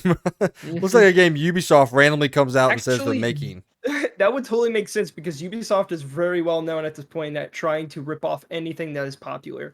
And so, honestly, I would see them make something like this because, like, no one is competing with Splatoon, which is a little weird. That I haven't seen. I don't think there's another game that ever has tried to compete with Splatoon, which I don't really think there's a need to to really compete with them because, in my opinion, I don't think Splatoon is that popular of a multiplayer game compared to a lot of multiplayer games out right now. But hey, I guess power to you. I guess hey, you're bringing Splatoon to everything. Well, I guess only really PlayStation and maybe PC. I guess because I think that is an exclusive technically. That makes sense. It's Square Enix, and Xbox and Square Enix just apparently don't talk anymore. Yeah, I apparently so they're just they went through a divorce and they just don't speak. So no, but yeah, it just that looked horrible. That game, I totally agree with you on it being bad. It just does not look good. It looks like a game as I said when we were watching the preview. I'm like, this is that kind of game that's gonna last 6 months, and it's gonna shut down. I don't know, man. I still think it looks. Before I say it again, I think it looks fucking awful. There was a huge internet fandom for this right now because I guess they want Splatoon on PlayStation and Xbox. Oh, sorry, PlayStation and PC. It may last if it plays good. It'll last because I think there's enough people around it. Again, I think it looks terrible. I'm not playing it, but I know there's a lot of people who want Splatoon on their brand new next gen or current gen console, and I guess here you go. You went to Dollar Tree and you bought one. Mm-hmm. All right, what's a couple of your mom? Hey, can you get me a Splatoon? We have Splatoon at home. I'm gonna throw out one of my almost bads, but not quite bad because I've kind of changed my tune on it a little bit. I still think it's bad to show it here, but I'm not bad on what it is, and that is the two new, much heavily rumored, essentially confirmed PlayStation hardware in the Q Lite and the earbuds. Logan thinks the Q Lite looks incredibly stupid, and I'm 50-50 kind of on it. I don't think it necessarily looks good. I think it looks like an Imager mock-up version of what it was going to be, but there is it looks one like thing, one of those like someone makes something. What is those things like? I forgot what it's called. Like a developer console. That's what it looks like. Yeah. It looks like the first dev thing. kit. Like it obviously doesn't have the design for the final product. It's like, hey, we're giving these out to developers so they can, mess with it. That's what it looks like. It looks like one of those. But here's one thing I will say about this, because I knew this was going to be in your bad. Jesus, fuck, I'm hitting everything. Yeah. I'm going to get this. Why would you waste your money on it? Because you don't even play games on the go. Why would you buy it? I play games. You play your Switch on the go, which is literally meant to play games on the go and at home. I play remote play. I do. I play remote play on my phone. I do it on my phone.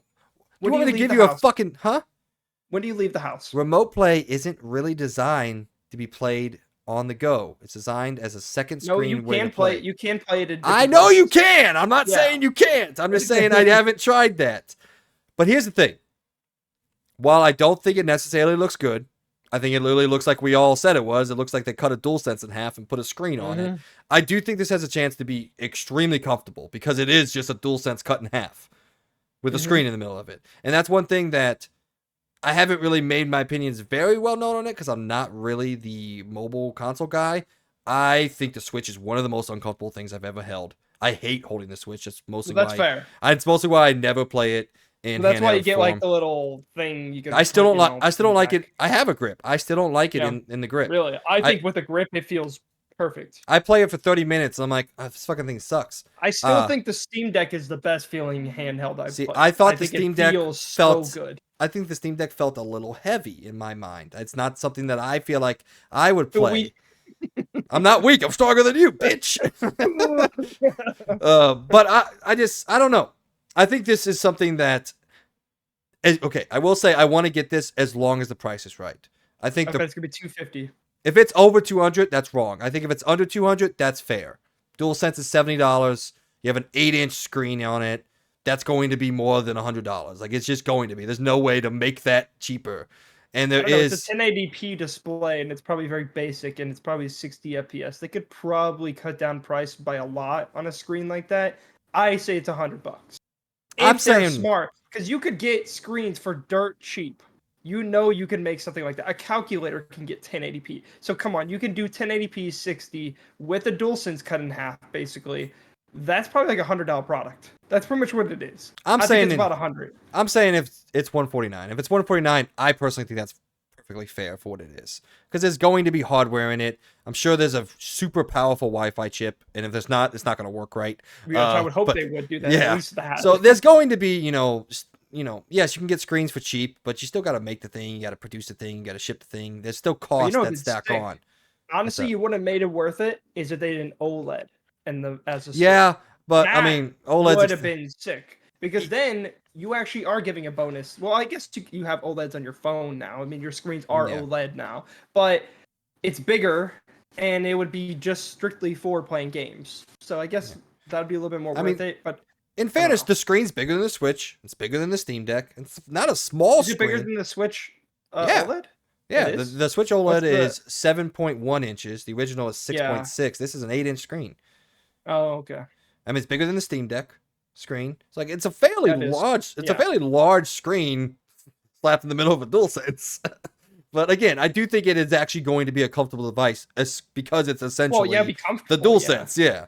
So I'm excited about it. Yeah. If it's the right price, I will get it because I do think it. I have messed around with remote play. I've done it. I've played games laying on my bed. I've played games while Peyton watches TV on the main screen because she wants to. I do think there is a market for this. What's up? Let's say, you could just remote play to your PC and that. I do that too. Right? I've done that too. So then why would you need that device then? Why would you need the device? Because sometimes I want to lay in bed and play Final Fantasy 16. Are you gonna hate me for that? I'd rather have spend $50. I guess you get a bigger display. So I guess also in a backbone you can't use your phone. Why would you? Oh, that's fair. Yeah. Yeah. So why would you be using your phone while playing a game? How many times when you're playing a game do you look at your phone? Don't at me on Never. this. When I'm playing on my Switch, I'm not okay. No. I would look at my watch. Got you. See, if I got a text, I'd be like, oh, look at that. There's my message. You're a little bitch, Got you. Know that. All right, and then I think the earbuds look fine. We knew they were coming. Well, I guess it's rumored. It was kind of cool. Yeah, I like the little sliding case thing. I think for like VR, there'll be a higher, there'll be a higher quality than the earbuds that come in. Are they gonna be 3D audio? I mean, everything's 3D audio coming from the PlayStation. Oh yeah, but I mean, is it gonna be designed specifically for 3D audio, kind of like the other ones were? I'm sure. Yeah, that'd be kind of cool. Yeah. I mean, I'm sure it's not going to be 3D audio if you I don't know, watch it. Ooh, actually, even better. I wonder if they're noise canceling. That'd be sick too, because a lot of earbuds nowadays have that built in. Yeah, but that's going to instantly make them $200 plus. So I don't know. I mean, get these right here. They're like $150. And they have noise canceling and everything. Okay, well, still, it's gonna be it's not gonna be cheap. And they're like nice little earbuds, man. Yeah. So, it's not gonna be like the PlayStation headset that we have now. If they want to include active noise cancellation, it's not gonna be that cheap. It's not gonna be under $100 with that. So I don't know. Fair. I probably won't buy those because I have so many fucking earbuds. It's not even funny. I have like 5 pair of wireless earbuds. I have headsets galore. But anyway, I know that's a negative for you. I don't know how much more you want to talk about it. We've kind of talked about it. No, I know you think it's ugly. There's not much more. There was a funny joke I did post in the thing that no one reacted to, but that's also because you guys probably didn't play Zelda. But I made fun of it. I did not get it. In Zelda, there's an ability called Ultra Hand where you can put things together, and I literally just did it to where it's like it shows the controller's glued to the screen. That's kind of like how it works in the game. And I'm like, I thought that was funny. You know me. I always respond in dude said, but I looked at it and I was like, he's making a joke. I just don't get the joke. So. Yeah. All right. If you played Zelda, you'd get the joke. All right. Do you have anything else bad to talk about? Well, I told you to make a list, Logan. I know, but I kind of wanted to do it off heart. Kind of how we're doing this review system. It's a little bit more by heart, so that's what I'm doing.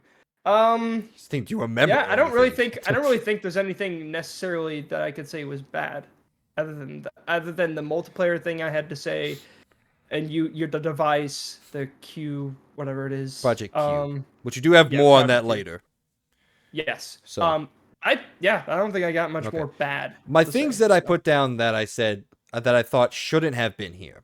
The things that like Hmm. I didn't need to see them here. I don't think they fit in a plate. Well, they fit, but like I didn't need to see more of them. Anyway, there's 4 of them. Immortals of Adium is a weird inclusion. You can see my Hmm. immediate reaction when that comes on. I'm like, that's weird to be here.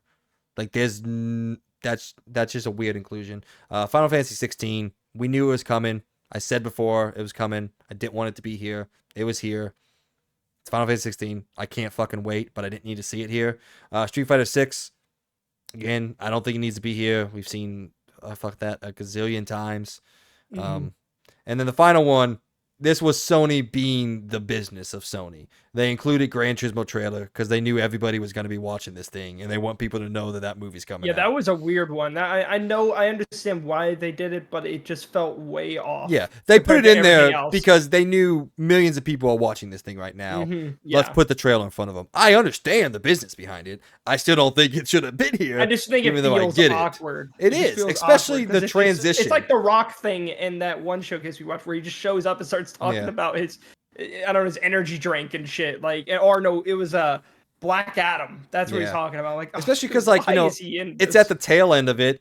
It goes to that, and then Jim Ryan comes. He goes, "All right, thanks for joining us. We got one more." I'm like, "What the fuck?" I was like, "What?" Yeah, it felt weird. It Yeah. felt so weird. All right. Do you want to go goods or mad next? Let's do First, I guess. man. Let's save good Meh. for the end. All right. My mez, I'm just going to rattle them off. We can talk about them. If there's any sort of linking between us, we can talk about them. My mez, Dragon Dogma 2, if it gets its official reveal. That's cool. I know a lot of people love it. I don't care. Haven Studio reveals fair game. I think it has a possibility of being cool. It's very Ubisoft, which makes sense because Haven's essentially made from people who left Ubisoft. New award winner for dumbest name of all time. Stupid dollar sign is an S. Firewalker Studios announces Concord. Again, could be an amazing game. Don't know because I saw a ship with a hamburger on it. Ghost Runner 2 gets announced. Again, cool, but I don't care. Resident Evil VR 4, super exciting, but they fucking said nothing. Like Yeah, I they know. let us know that they were working on it, and I'm like, yep, you already said that. Dude, that had my hopes up because I was really expecting DLC. You know, I was really hoping because it seemed like that's what they were going for. And then they're just like, yeah, we're working on it. As if they didn't already bring it. I guess it's because supposedly it was never fully announced for PS VR. Originally, it was only announced for the PC, but then now they're. I thought it was always for the PSVR too, so I was just kind of like, oh, okay, well, I mean, cool. Whatever. Okay, you know. And Five Nights at Freddy Help Wanted 2. Again, I don't care. Never, the new game from the creators of Grease. Never played Grease. I know people love it out there. Again, pretty much echoing chamber here. I don't care. Towers of Agashapakakadot. I don't know how to say that, so I just made something up. Looks cool. I did a little bit more research in it. Don't care. Revenant Hill. There was a cat. I know a lot of people love that. Grand Blue Fantasy Relink. Now, this game has apparently been in development for 8 years, and it's finally coming out. So people who love Grand Blue Fantasy, I'm happy for you. The Talos Principles 2. Again, another game I know people love, and they're excited. For me, it's a meh. Destiny's next expansion. I know the entire Destiny community freaked out over this and the return of Cade 6. People are very excited about it. Not Destiny guy. And then the next 3 PSVR games that are, again, just meh. Arizona Sunshine 2, Crossfire, Sierra Sky, which is the biggest cuck of all time. Because, like, that should have been Firewall, but we'll talk about that later. And then Synapse, I do think it looks cool, but we've seen it before. So that also goes under a meh. So a lot of mess. Anything that you agree, disagree, you link up with there, here and there, whatever, talk. I agree with most of that. I do think Towers of Aga, I can't even say it. Towers of Hasba. Sure, let's go Aga with that. Hasba. I don't even know how to say it.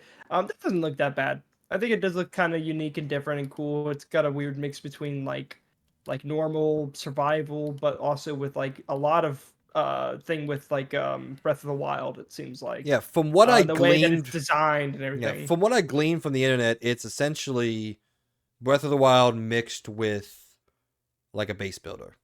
They Yeah, said, it's an yeah. open world experience where players can build vast settlements and grow sprawling ecosystems on their fantasy island. So it's definitely a survival game. Animal I Crossing mixed with Breath of yeah. the Wild. Yeah, it looks kind of interesting. It Again, doesn't look that bad. none of these There's a games, I'm going to say, none of these games that I just said that I think in any way look bad or are going to be bad games. It's just for me personally, yeah, I'm like, whatever. It's yeah. there. I didn't get excited. I'm probably not going to play in these games. They don't excite me in any way. So they get a meh for me. Yeah, that's fair. But yeah, I mean, I agree with most of that. A lot of them were just very meh, especially fair games. I don't think that game. I don't know, man. I don't think that game, not gameplay, sorry, cinematic trailer really did anything for me. It just kind of gave me a lot of Watch Dogs vibes, which is cool. Don't get me wrong.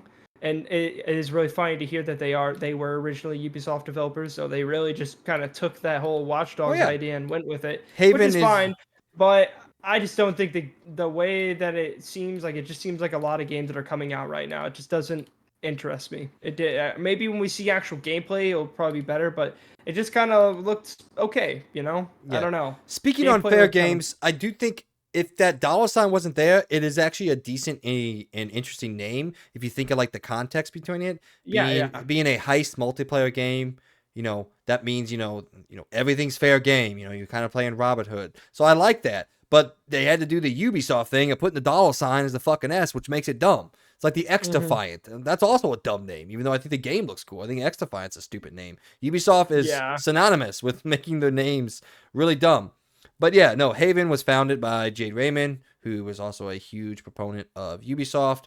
It's the only Sony studio stationed in Canada, which is Ubisoft's stomping ground.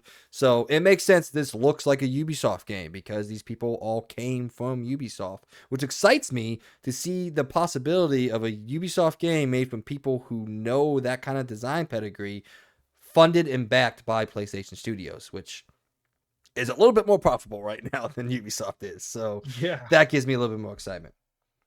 All right. Sure you don't have anything Um. else? Because there's a lot of things in my good that I don't think are good for I think a you. lot of the meds is just like the things you said that shouldn't be there too. I definitely agree with that a lot. But I kind of put them in the med. Like I kind of expected at this point any of them to bring some of these other things. I'm sure they get money to showcase their game again. So why not? It's fine. Do I need to see them again? Absolutely not. But I don't think I'm gonna ding points on them for that. I think it's just a matter of business. They have to put those little games in there. They make money from it. I mean, hey, EA probably gave them a bunch of money and said, "Hey, put this in here again and show this new bit of gameplay at your showcase." Cool. Then they don't have to make their own showcase for it. Um, so it's fine. I mean, yeah, do we need to see any of those? No, not really. Especially Street Fighter, man. That thing has been showed like a billion times by now. I think everybody kind of got the gist of what Street Fighter is by now, the new one. But yeah, some were very okay. Again, just I don't really think I have any more to add. Nothing on the top of my head that I can really think of that again from what you haven't said already. Okay. Well, I'll run through my list of good then and see if you agree with some of them. Yeah. And with the very first good, it's probably the second biggest good I have in here, comes our second surprise. In the good category is obviously Spider-Man 2, a long, detailed gameplay showcase. And I have a special guest star that is actually here that Logan thought was in Spider-Man. Oh my god, yeah.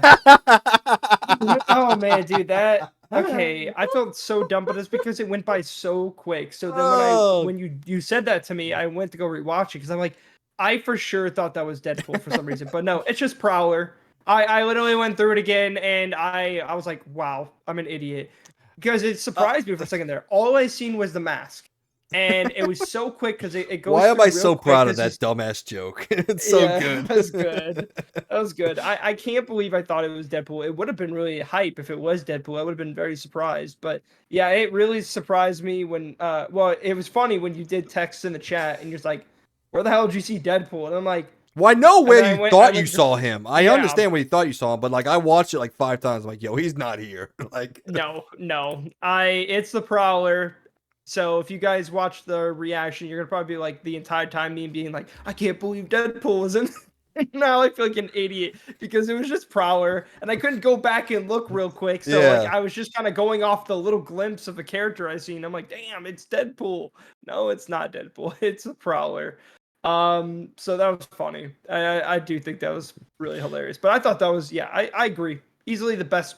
Like I think it's one of the like top good things of the showcase. Yeah. So Then Metal Gear Solid Snake Eater remake. I'm all Mhm. on board. I fucking love Metal Gear Solid. Also the volume announcement with it, super cool. Yeah, I love super that cool. too. Gives me hope for Metal Gear Solid 4 Four, finally being yeah. playable in some form or another, other than the tragedy of the PS3 that it is. Okay, moving on. Assassin's Creed Mirage actually doesn't look terrible. That took me way Yeah. by surprise. I had hope that it wasn't, but it's Ubisoft hope, so it's kind of like blanketed. I watched that. I'm like, you know what? Yeah, I'm probably buying it. I hear it's gonna be $40, so it's a budget game. Wow. I Holy hope crap! No way.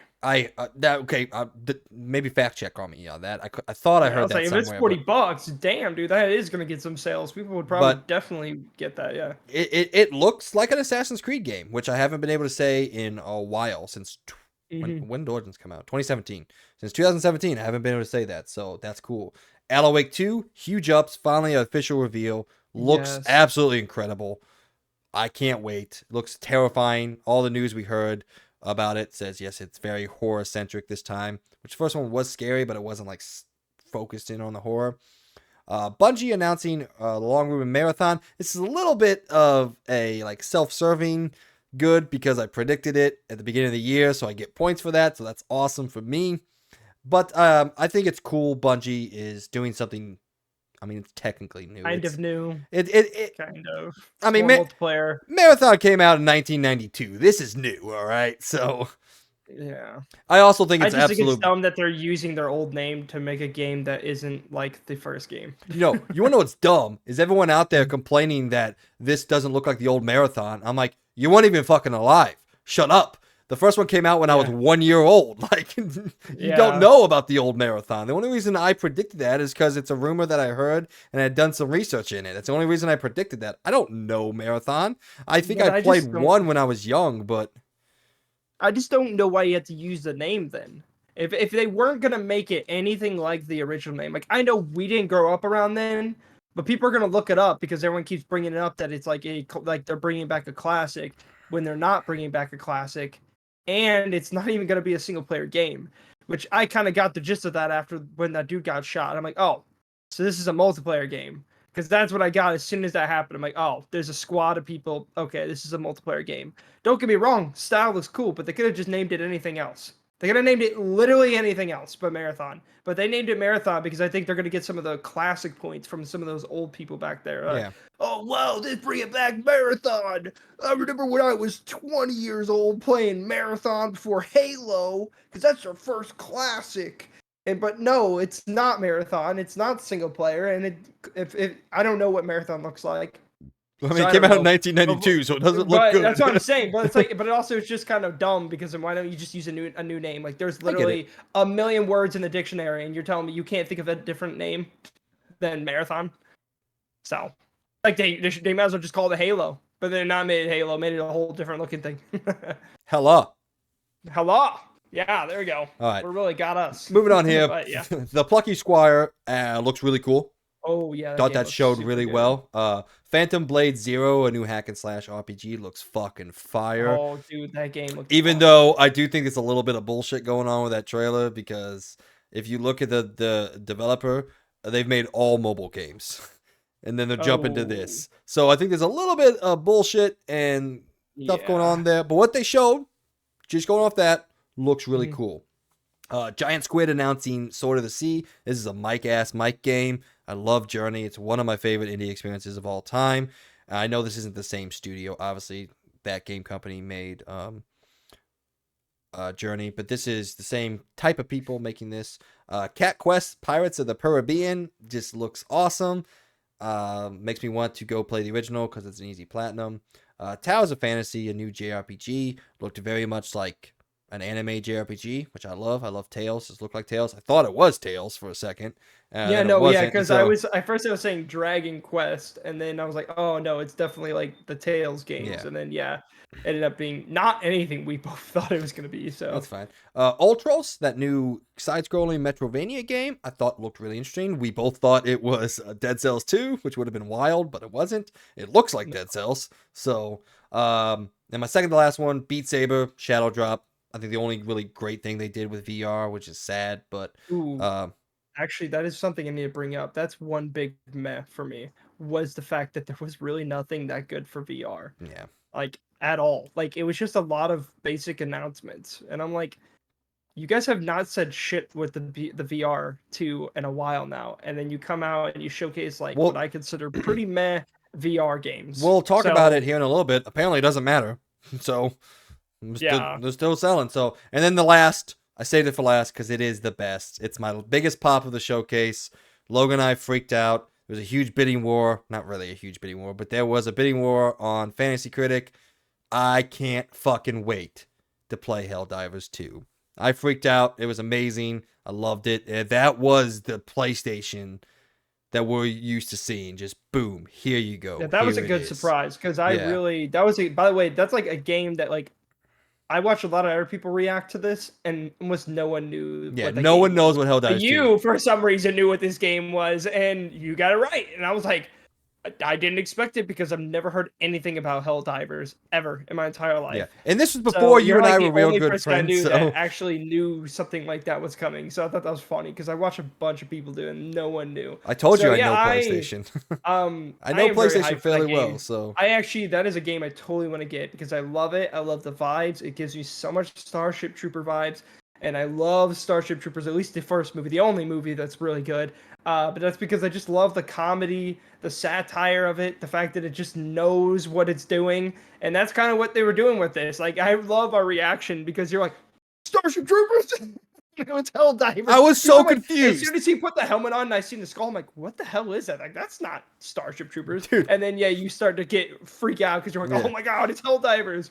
And dude, There, it looks so good. It I looks was freaking fun. out because I was like, PlayStation Studios is making a Starship Troopers game. What the fuck? Yeah, I was that would have like, surprised me. all right. It kind of did seem like that again though, because they were definitely pulling that. They definitely knew what they were doing there. They knew that they were going to get some people on that because it definitely was mimicking Starship Troopers with that funny little ad about don't you want to fight back against the bugs and become it's Yeah. like I love that. That's so good. And again, gameplay looked fun. It looks right up my alley. I love these kind of games, and especially if you like it, then we both can play it. And I can't wait because it looks so good. I am actually really pumped for that game. Yeah. I think that's actually the biggest surprise for me, and out of the entire showcase, I actually really love that game. It looks good. Even though I called it and I like said yes, this is going to be here. I was convinced it was going to be. It was still awesome for me to see it. I was excited. We've been waiting for a long time for this. I do realize that I'm a Sony pony. That's why I know of this. I played it when it came out. I think it's amazing. Hmm. If you told me tonight, hey, let's go download Helldivers, I'm like, let's fucking do it. I love Helldivers. I think it's awesome. This is a very different game, but I think this could be really fun to play, even though I don't think it's going to be that successful because no one knows what the hell it is, based on the fact that, yes, I watched a lot of reactions, and I was so mad that nobody even blinked an eye at it. I'm like, dude, y'all don't fucking know. Y'all don't Hmm. know. I think it looks really fun. Again, I love these kind of multiplayer shooters. I love horde shooters, and that's what kind of is, and I love that stuff. So I'm very pumped for it, honestly. I know it's not going to be the world's greatest storytelling of all time, but I don't give a crap. It's going to be satire, it's going to be funny, it's going to be a good time and playing with friends, and it just looks like a fun multiplayer game, which is what I've been wanting from Sony, which I got to give them props. They showed a lot of multiplayer stuff, and that's kind of what I figured it was going to be about. And so, hey, it's cool, because honestly, Sony has been needing to actually make some multiplayer games. I mean, all PS4 generation, there was basically none. Well, not even basically, there pretty much was literally none, Killzone other than Shadowfall. little what? Yeah, it's Shadowfall at the beginning of the generation. Oh yeah, and Killzone. Little Big Planet 3. That's probably the only multiplayer games you had. That's it. So I think it's a good thing that they are moving to that because that's one thing with Xbox people why a lot of people stick with Xbox because Xbox mainly focuses on multiplayer and a lot of people like multiplayer. So for them to start doing that more, I think it's a smart idea. I'm happy to see that at least. And I think Helldivers has especially it caught my eye. I don't know. It's such a me game, and I'm very pumped for it. I can't wait. But I will have to say, before we close this out, again, while we've been talking pretty highly on this, we still think it's a very average showcase. There's a Oh lot other yeah, than no, there, yeah. and I'm still very disappointed with what it was. Mostly, I'm disappointed with what wasn't there. And here's my call out. I know no one listens to me, but I'm still calling it out. PlayStation Studios, when are you gonna stop letting Insomniac carry you to victory? I Because they know. are fucking killing it. By the time Spider-Man 2 comes out, they would have made three PS5 Mhm. games. I know some of them are And they cross-platform. remastered the first game. Yes. Get your guys' shit together. Make your fucking games. Because we know they're going to be great. I know they're going to be great. PlayStation Studios hasn't really had a terrible game. I don't like Days Gone, but it's still a good video game. Oh yeah, Yeah, I mean, I don't like it, but stop I letting can see what's good Insomniac about it. Yeah. Stop letting Insomniac carry the torch. Y'all are very talented. Again, if you're just not ready, I get it. Take your time, but you got to be ready eventually. You got to talk Hmm. sometime.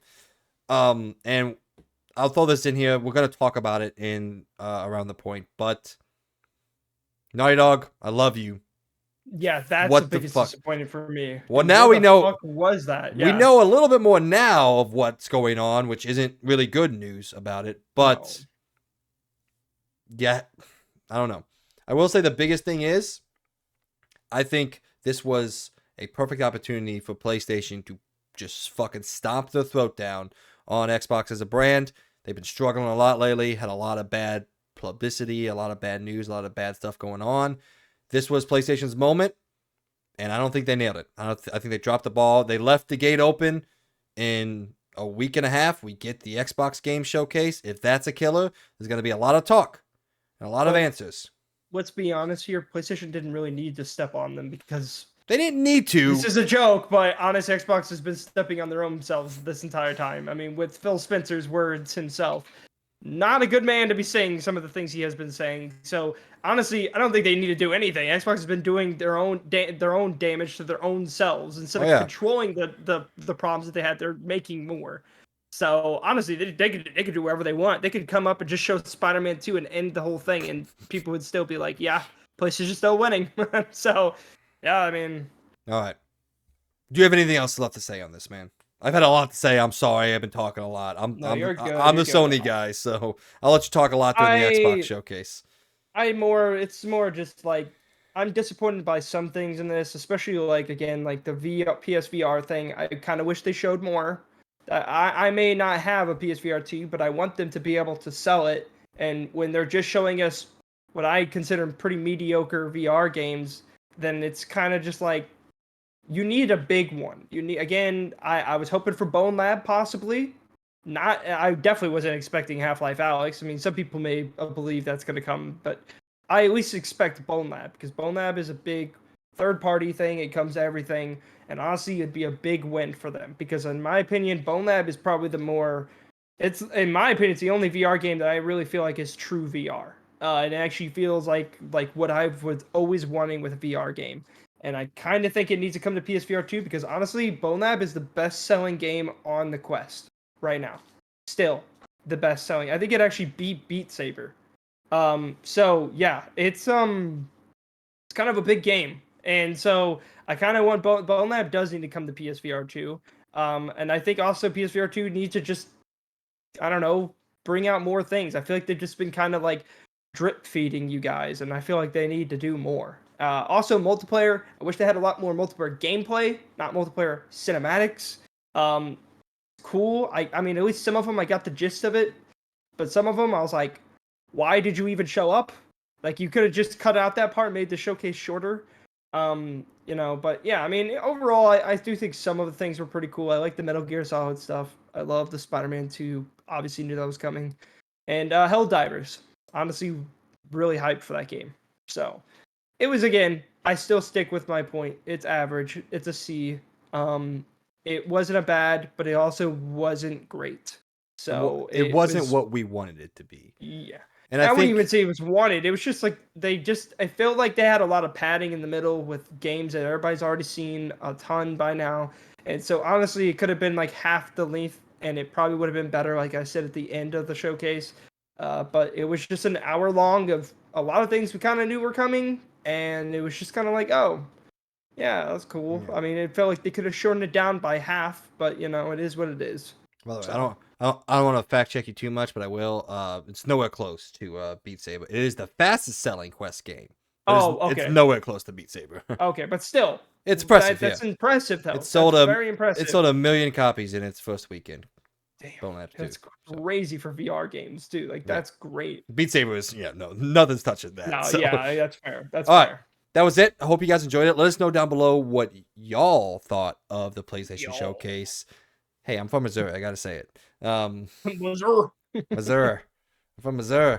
But yeah, I mean, if you guys' sentiments echo a lot of the internet's out there and a lot of PlayStation fans out there, this wasn't it for us. But like I said, I don't really think it's bad. I don't think we saw anything bad. Like I said, I think most of these games are probably going to be really good games. Good to great games. But it wasn't the PlayStation that we've known before. But like I said, I feel like another one's coming.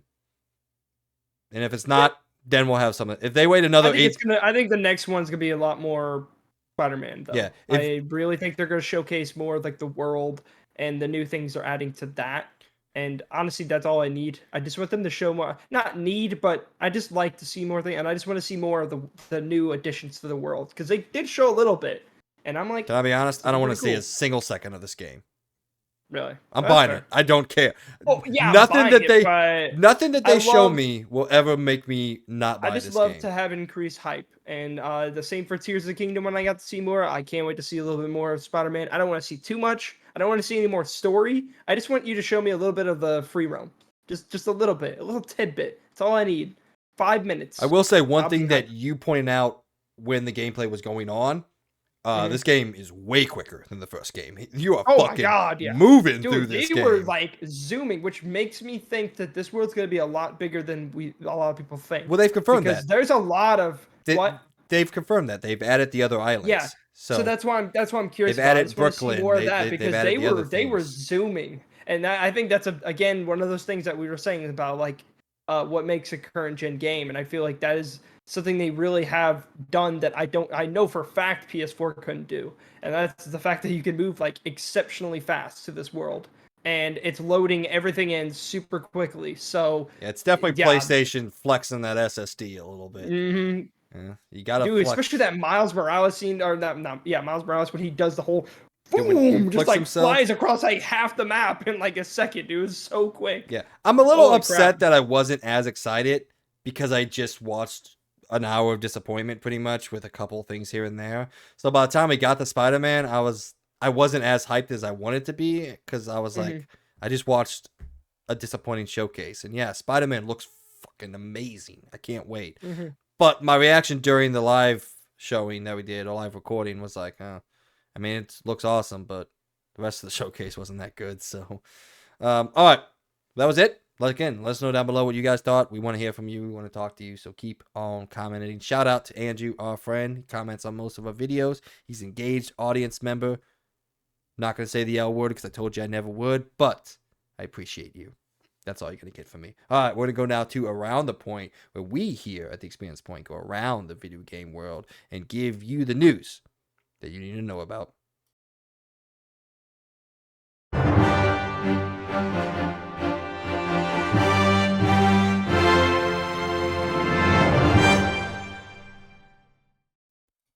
All right, starting off on a down note. Most of this is going to be down note, but we'll try to be happy. So, after its complete and utter no-showing at the PlayStation Showcase, Naughty Dog has stepped into the light and delivered some unsettling news on The Last of Us Factions and more. Speaking from an article written on IGN, but reported by Bloomberg and Tom Henderson over at The Insider. In addition to apologizing that it wasn't ready to show off The Last of Us multiplayer game as the project needs a bit more time, Naughty Dog also confirmed it's hard at work at a brand new single-player experience. This is the tweet that Naughty Dog put out after pretty much Jason Bloomberg over at I forgot what he writes for, but he essentially like hammered them enough about news that they just decided to come out and say something. So it reads, we know many of you have been looking forward to hearing more about our Last of Us multiplayer game. We're incredibly proud of the job our studio has done thus far, but as development has continued, we realize what is best for the game is to give it more time.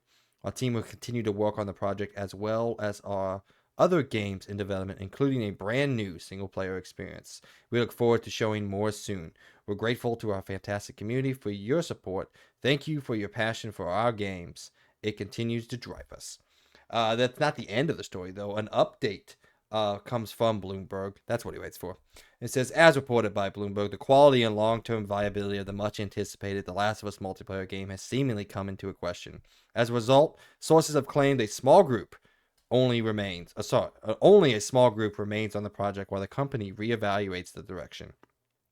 Bloomberg does note, though, that the game has not been canceled this time, but many of its developers that were working on the project have been moved to others within the company. Following Bloomberg's request for comment from Naughty Dog then released that statement. And then we have one little update that's come out, and apparently all this came down and happened because Bungie reportedly and rumored Sony asked them to evaluate their portfolio, and when they looked at the Last of Us multiplayer game, they questioned how people would stay in it long term and the longevity of whatever it is. And if rumors are to be believed, because of that, Sony has now not U-turned completely, but readjusted it and pulled off most of the people that were working on this game, and they've left kind of like a skeleton crew to go ahead and finish it up. And I don't really know where this leaves us with this game.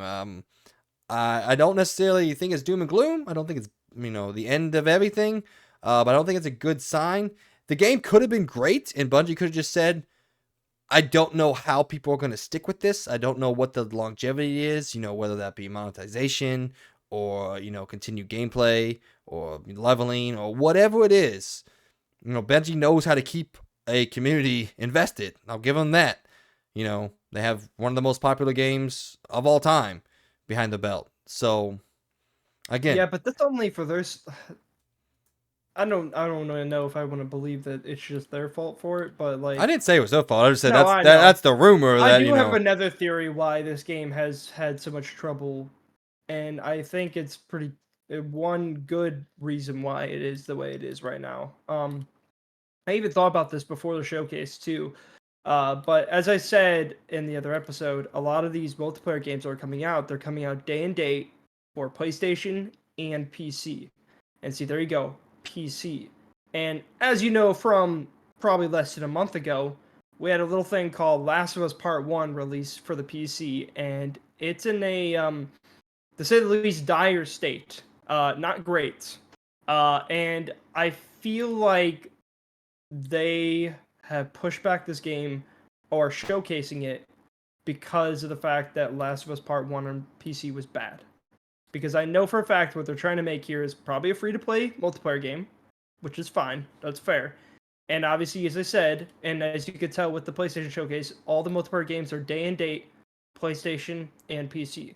So, I think they pushed it back because of that reason too. Not the only reason, but I do think that's a good reason why they did push it back and they didn't showcase it. Is because of Last of Us Part 1 and the absolute, just horrible port for PC. Not the worst, but easily up there with one of the worst this year. So, I think that's one good reason. The other thing is, I hope they're not just focused on Bungie, because Bungie makes one good type of multiplayer game. And that is the live service story and raids and stuff. That's what gets people to play Destiny. So I feel like they're making a different kind of game than what Destiny's making, I would think. Unless they are making a Destiny like Last of Us game. Which would be kind of weird. Or maybe they're trying, maybe Last of Us is going to be more like Division than what we think. I was kind of hoping it was an extraction shooter, but also now I wonder if they were going to make an extraction shooter because Bungie's making an extraction shooter now, so I don't know. I that just confuses me. So, but I do think part of it is because of the PC port thing. I actually do think that they have a lot of lashback against that right now, and I think they kind of just want to get that fixed. So then, they don't release this and they're like, oh, it's coming out soon, and then everyone's like, so you're gonna fix your other port to PC? Like, are you gonna fix that? So I think that is part of the problem, not the exact problem, but I do think it is part of it. Like I said, I don't think it's doom and gloom. I don't think it's over. I don't really know where we stand with this game. Not where we stand, where they stand with this game. I don't necessarily think it's good news, but again, I'm not saying pull the plug, doom and gloom. Last of Us multiplayer, Last of Us Factions isn't coming out like a lot of people out there saying. Once you get one thing of bad news, then it's like, well, the game sucks. It's not ever coming out. I don't know. Let's hope we find out more. They're still saying they're gonna let us know more later on in the year. Like I told you, it's not coming out this year. I'm pretty sure that's confirmed. Essentially, there's no way we see this game this year if they've moved people around. I do think it's exciting though that they mentioned a brand new single player game. The way I read that is not Last of Us 3. The way I read that is a brand new single player experience. I mean, I don't know how you read that information. Maybe this is my own fanboyism and my own hope coming in that we're getting something different from Naughty Dog and they will make The Last of Us 3 eventually. But I wouldn't read you that. want to just finish it? I don't Why know. not just finish it? Like, why would you push it off to like years and years and years later? At that point, people are probably gonna be like, oh, they're focusing on whatever their new game is. Like, I would think their next game would just be Last of Us 3. They finish it off, they end it, done, move on, find a new thing, just like they did with Uncharted in a sense. I know they technically, did make Last of Us, then Uncharted. So I guess they could do that. They could make a single player game and then come out with Last of Us later. I guess they could do that. Yeah, I mean, like, you know what? No, I agree with you now. I changed my mind. I'm going full circle on this. I Okay. agree with you. I think they will be making something new.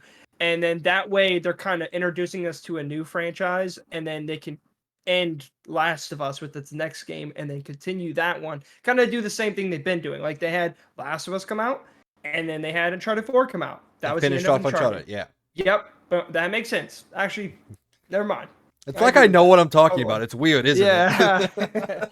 Well, I had to kind of go full circle and really There think you about go. it for a second. I got it now. That makes sense. Yeah. All right. And if it is Last of Us 3, like you were originally saying, again, that's fine. I guess, I can see both ideas of finishing off. I think the show existing now makes Mm-hmm. a little bit more sense for them to just finish it off because, again, you don't want to Game of Thrones it where your show ends, but then the main story or the original story hasn't ended yet.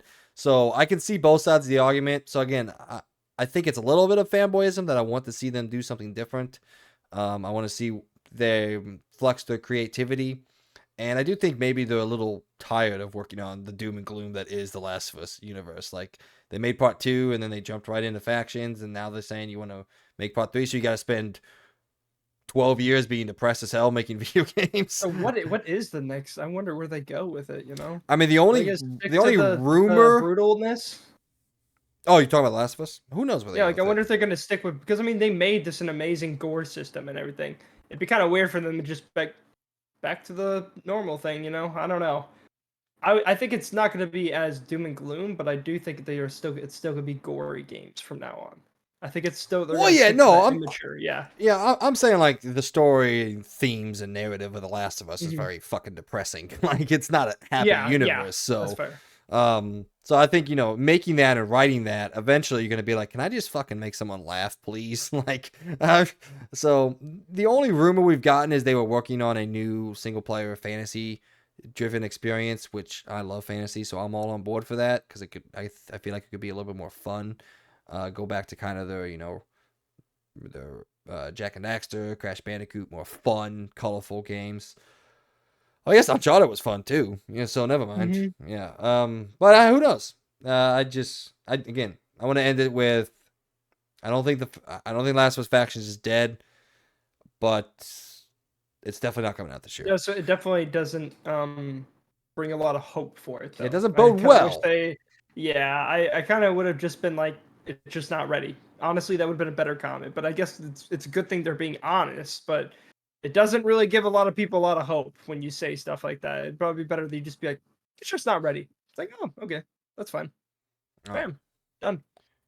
Our next topic number 2 around the point, was in fact Sony holding back a lot of their games from showing it during this PlayStation showcase. The rumor and circulation mill has gone wild. Multiple industry insiders have reported that Sony was in fact holding back with the latest edition of its PlayStation showcase. Their claims emerged online following a mixed response to the event, which saw the gameplay reveal of Marvel Spider-Man 2, but was criticized for otherwise lacking in first-party exclusives, among other things. With the PlayStation Showcase happening nearly 2 years ago, the fandom had high expectations for Sony's May 24th broadcast, and though the event was hardly lacking in content, clocking in at over an hour, it offered little in the way of release dates and was largely focused on CGI trailers instead That is a good of point. gameplay sequences that many have been hoping for. Then it goes on to some fans were also surprised how many games were coming to PlayStation. But the more interesting thing, Mr. Tom Henderson, he's a guy I've started listening to a lot. He knows a lot about the industry.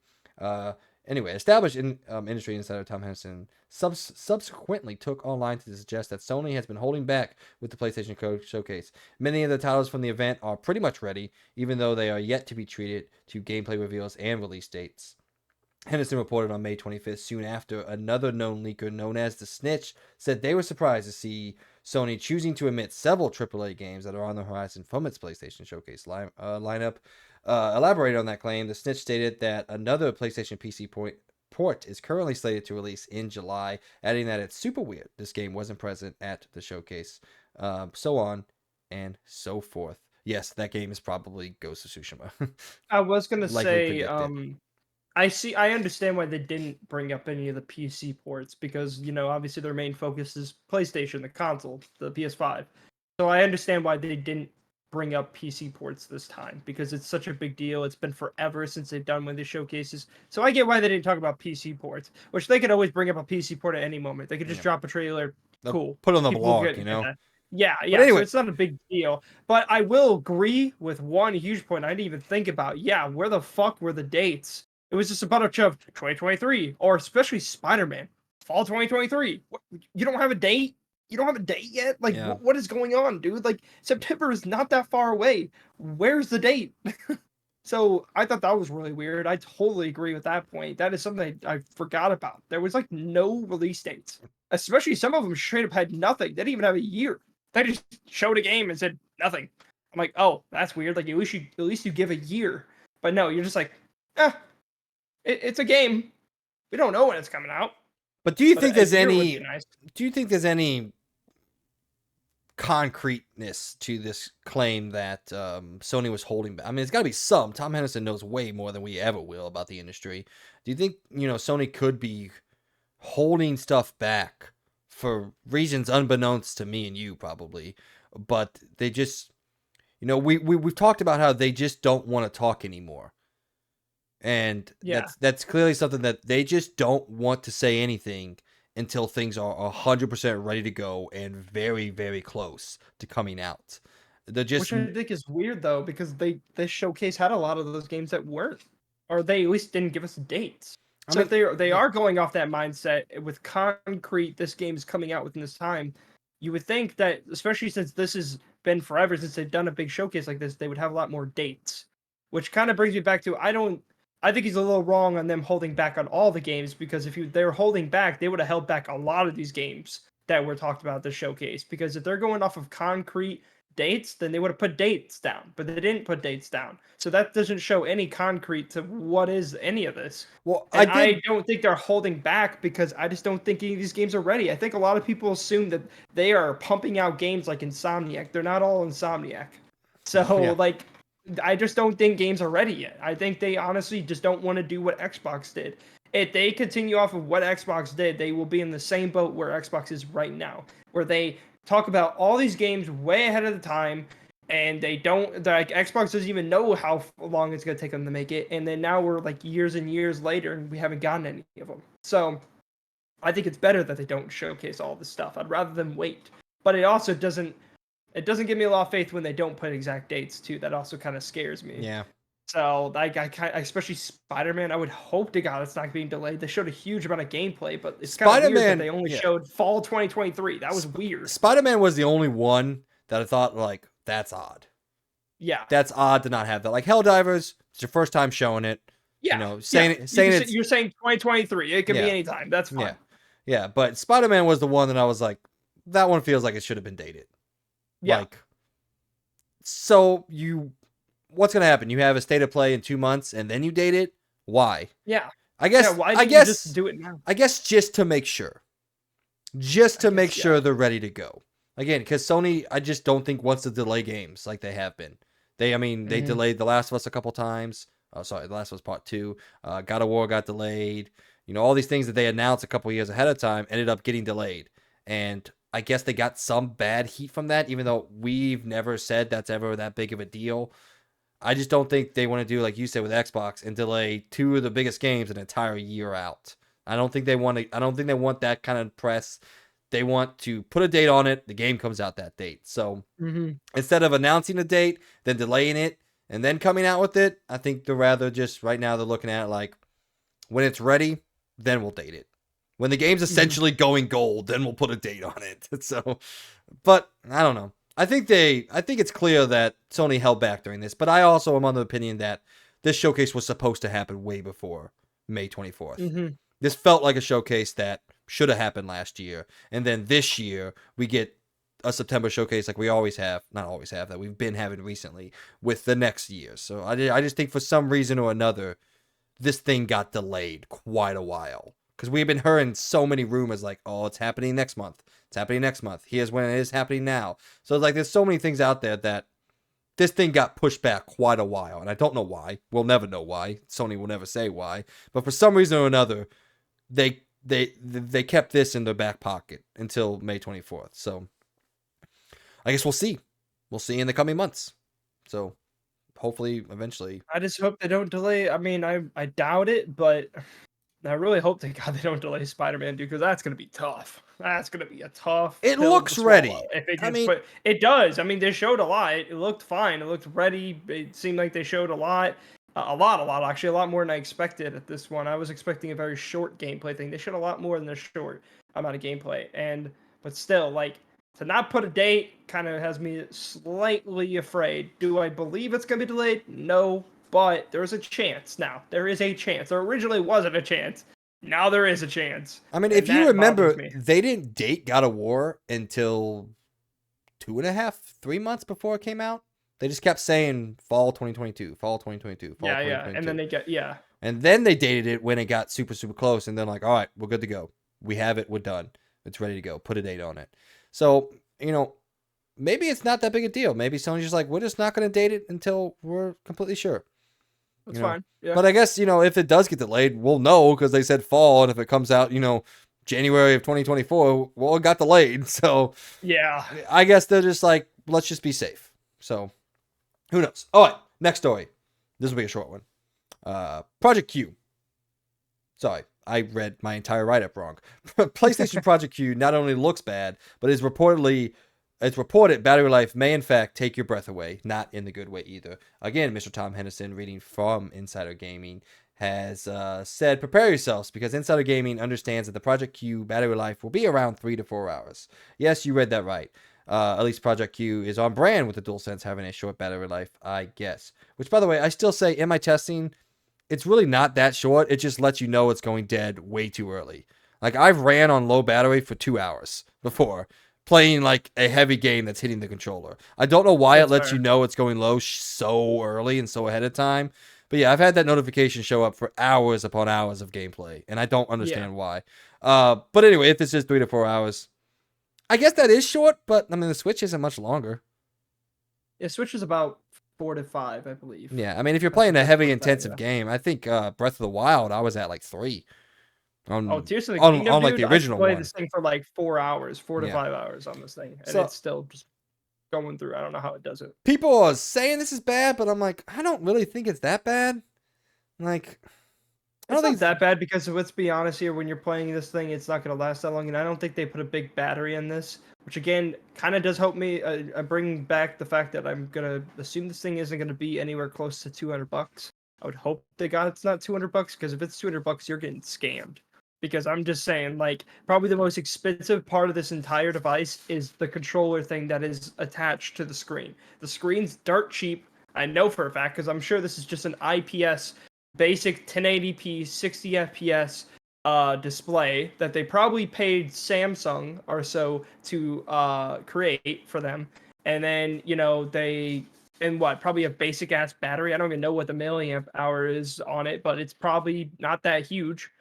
And so again, I would hope to God this is way less than $200. If it's $200, that's a hard pill to swallow. I hope people aren't purchasing this thing because that ain't worth it, in my opinion. Apparently, here Insider Gaming is reporting that a $200 less dollar price tag could see the accessory sell in strong numbers based off economic research data.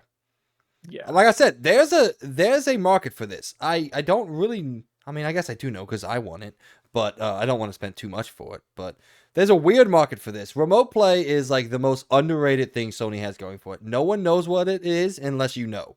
And if you know, it's really cool and it works 95% of the time. It's not like streaming the PS3 games that works, 60% of the time. This thing works. I can play games on my phone fairly easily with very little latency. So again, it's a well-kept secret that if you know, you know. I know Logan doesn't care. He doesn't do remote play and all that, but if you're I don't. if you're a remote play guy, you're very excited for this. So I have a Switch or a Steam Deck, which both have the game on there, and you have to stream play it. God of War on I can. your Switch. God of War 1 on Steam Deck. I can. I said Switch. It's true, not the Switch. No. And you can't play it legally because you don't own God of War 1. So fucking I hope someone arrests you right now. It's on sale. That's fair, but what the fuck were we doing? Oh yeah, we're on to this next. Oh yeah, one. we're just I don't know. We're just fucking we're randomly talking at this point in time. Yeah. All right, Project Q. We're done. It is what it is. All right, I always lose track. Number what? 4. 4. Number 4 on Around the Point. Somehow or another, PlayStation VR 2 is actually selling well. So, despite the rumors that the PSVR 2 is selling poorly, Sony's latest reports suggest the headset is actually outselling its predecessor. Analyst predictions, which originated from some research firms, said the low unit sales were because of the rising cost of living, rising interest, yada yada yada. Things are rough out there. In March, the firm suggested that the PSVR 2 sold around 270,000 units in the headset's first 6 weeks, with Sony's own report stating the headset sold just shy of 600,000 in the same period. The reported figure puts the PSVR 2 sales 8% more than the original PSVR 2 in the same period. Yada yada yada. Therefore, go on, so forth, so forth. So somehow or another, Sony's selling this thing. I guess. Yeah. I mean, did they finally bring it to stores, or is that still not a thing yet? Yeah, I think it came out on Amazon like last week. I don't know. I didn't pay attention.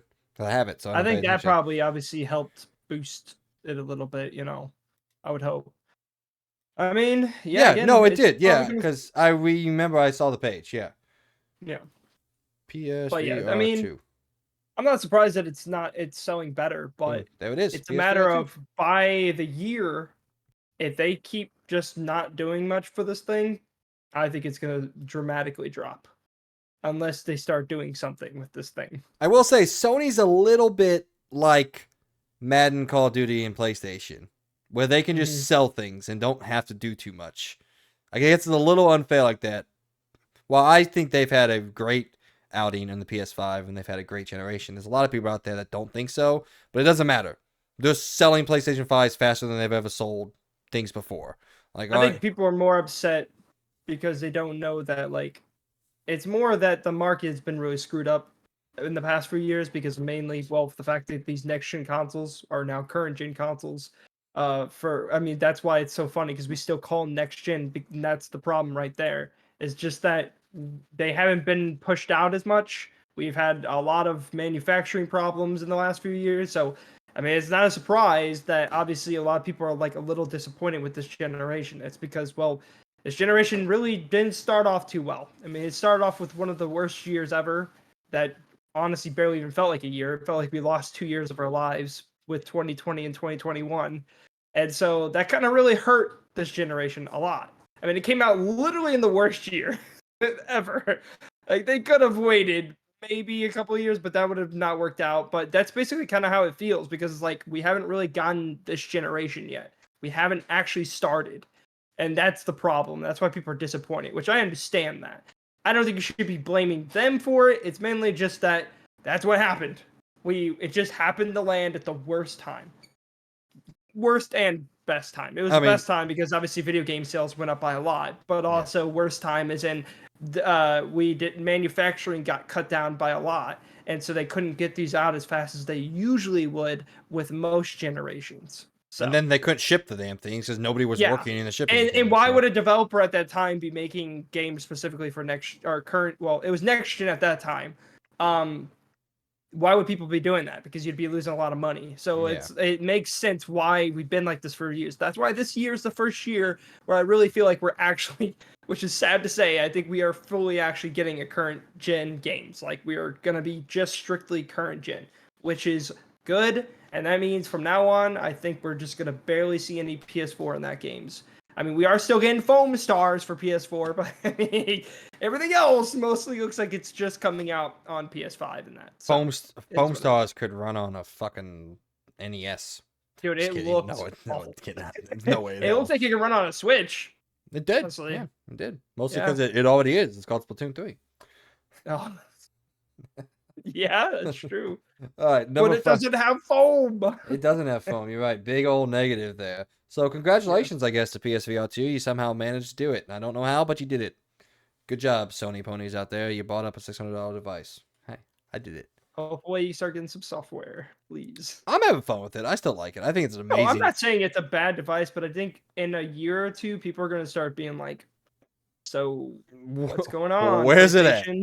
Yeah, where's your first party, please? It definitely first party. It definitely feels like Vita, you know, where it just wasn't supported. Yeah. So, let's hope not. But I'm excited to see Resident Evil 4 though. That's one thing that I will admit is a good one. That's a very exciting one. I'm excited to play Resident Evil 4 for 20 minutes and then throw up. I can't wait. Dude, it's gonna be a good time. It's gonna be fun. Yeah. All right, number 5 on Around the Point. Prince of Persia remake is continually just not happening. It feels like so. Conception phase. Yeah. Prince of Persia: The Sands of Time remake has been rebooted once again. I believe that's the third time, and is now solely in the conception phase. Furthermore, the game will not be shown at the upcoming Ubisoft Forward event on June 12th, per the report from Ubisoft, and there are no longer any plans to remake any other game in the series. Ubisoft provided an update about its Prince of Persia: The Sands of Time remake project since it was moved over to its Montreal studio from its Pune in Mumbai studios in India last year. And they said, in terms of the development stage, we're in the conception phase right now. Since we took over the project, we've been looking at the feedback from the community and finding our own way of delivering the game, explained Ubisoft's producer Jean-François Naud in an interview posted to Ubisoft's blog. He continues, now we're building up the team, defining the priorities, putting prototypes together, testing elements, and looking at how we can include community feedback in the development as well. It's still in an early stage, and players should not expect to hear more about the game this year, but rest assured, we're all putting our strengths and heart into this project. It could not be this hard. Dude, the thing is funny is because it says it's in concept phase, but we literally saw gameplay of it. We saw a gameplay trailer. Yeah, that seems pretty concept to me.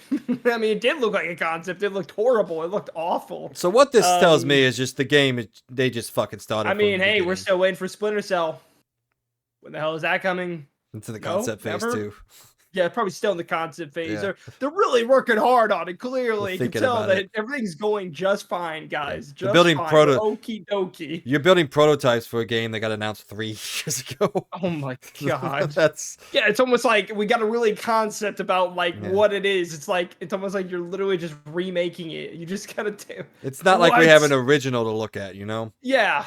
No, not at all. What are you concepting about other than the design? That's it.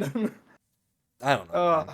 That's so dumb, dude. Ubisoft, man, they just keep digging, and they're gonna get there at some point. They've gone past the center of the earth at this point. Yes, they have. They might have been on the other side, and instead of like coming full circle, they just kept fucking going. They're digging through outer space. The only two things I believe in now, well, I actually know only one thing I believe in for Ubisoft right now is that X-Defiant game. That's it. The only game I actually like. Not even Assassin's Creed Mirage. I know that trailer looked better, but I still don't believe them. I feel like there's something we're not seeing. But the X-Defiant, I have a little bit more faith in that. That actually looks kind of cool. So that's the only thing in Ubisoft to have faith in right now. I'm gonna press The start only thing. on Assassin's Creed Mirage. Just gonna bring up the fucking laughy face emoji. Like, haha, got you. You thought this was Yeah. gonna be a game? Hey, go buy our Yeah, stuff on the store. this is a movie actually. What? Yeah. Yeah. God. Anyway, I don't know. I don't have a lot to say on this. I just thought it was No. a funny ass story to It's put in just there. funny. Cause Conception phase, dude. Come on. what is there Uh, to conceive? You make the remake. Like dude, obviously the game has it's been failed on years and they multiple still haven't levels. gotten the concept of Prince of Persia. Like obviously the game has failed multiple times, and just Yeah. those people that were first working on it were just not good at I this. mean, you could tell by that gameplay It trailer they was showed. bad. Oh man, that literally looked like a 360 game. Like it looked awful. All right, moving away from the funny sad news. Sorry, from the funny bad news to the sad bad news. Yeah. Word has gotten out and rumors have gotten out. Number 6 on Around the Point, by the way. Bioshock 4 appears to be in complete and utter development hell. Once again, reading from my new favorite site over at Insider Gaming, Mr. Tom Henderson doing the work, so I don't have to. I just realized I wasn't even typing what I thought I was typing. Oh well, I'll type it later. Um, um, what was I saying? Basically, Yeah. Bioshock Yeah. 4 On is Twitter, not looking too yeah. good. On Twitter, a leaker has posted what seems to be an expansive expose on the state of Bioshock 4, claiming that for a while now the game has been firmly rooted in development hell. It was alleged that the project has been rebooted 4 times. The studio boost inexperienced employees and poor management has led to the project crumbling at its very foundations.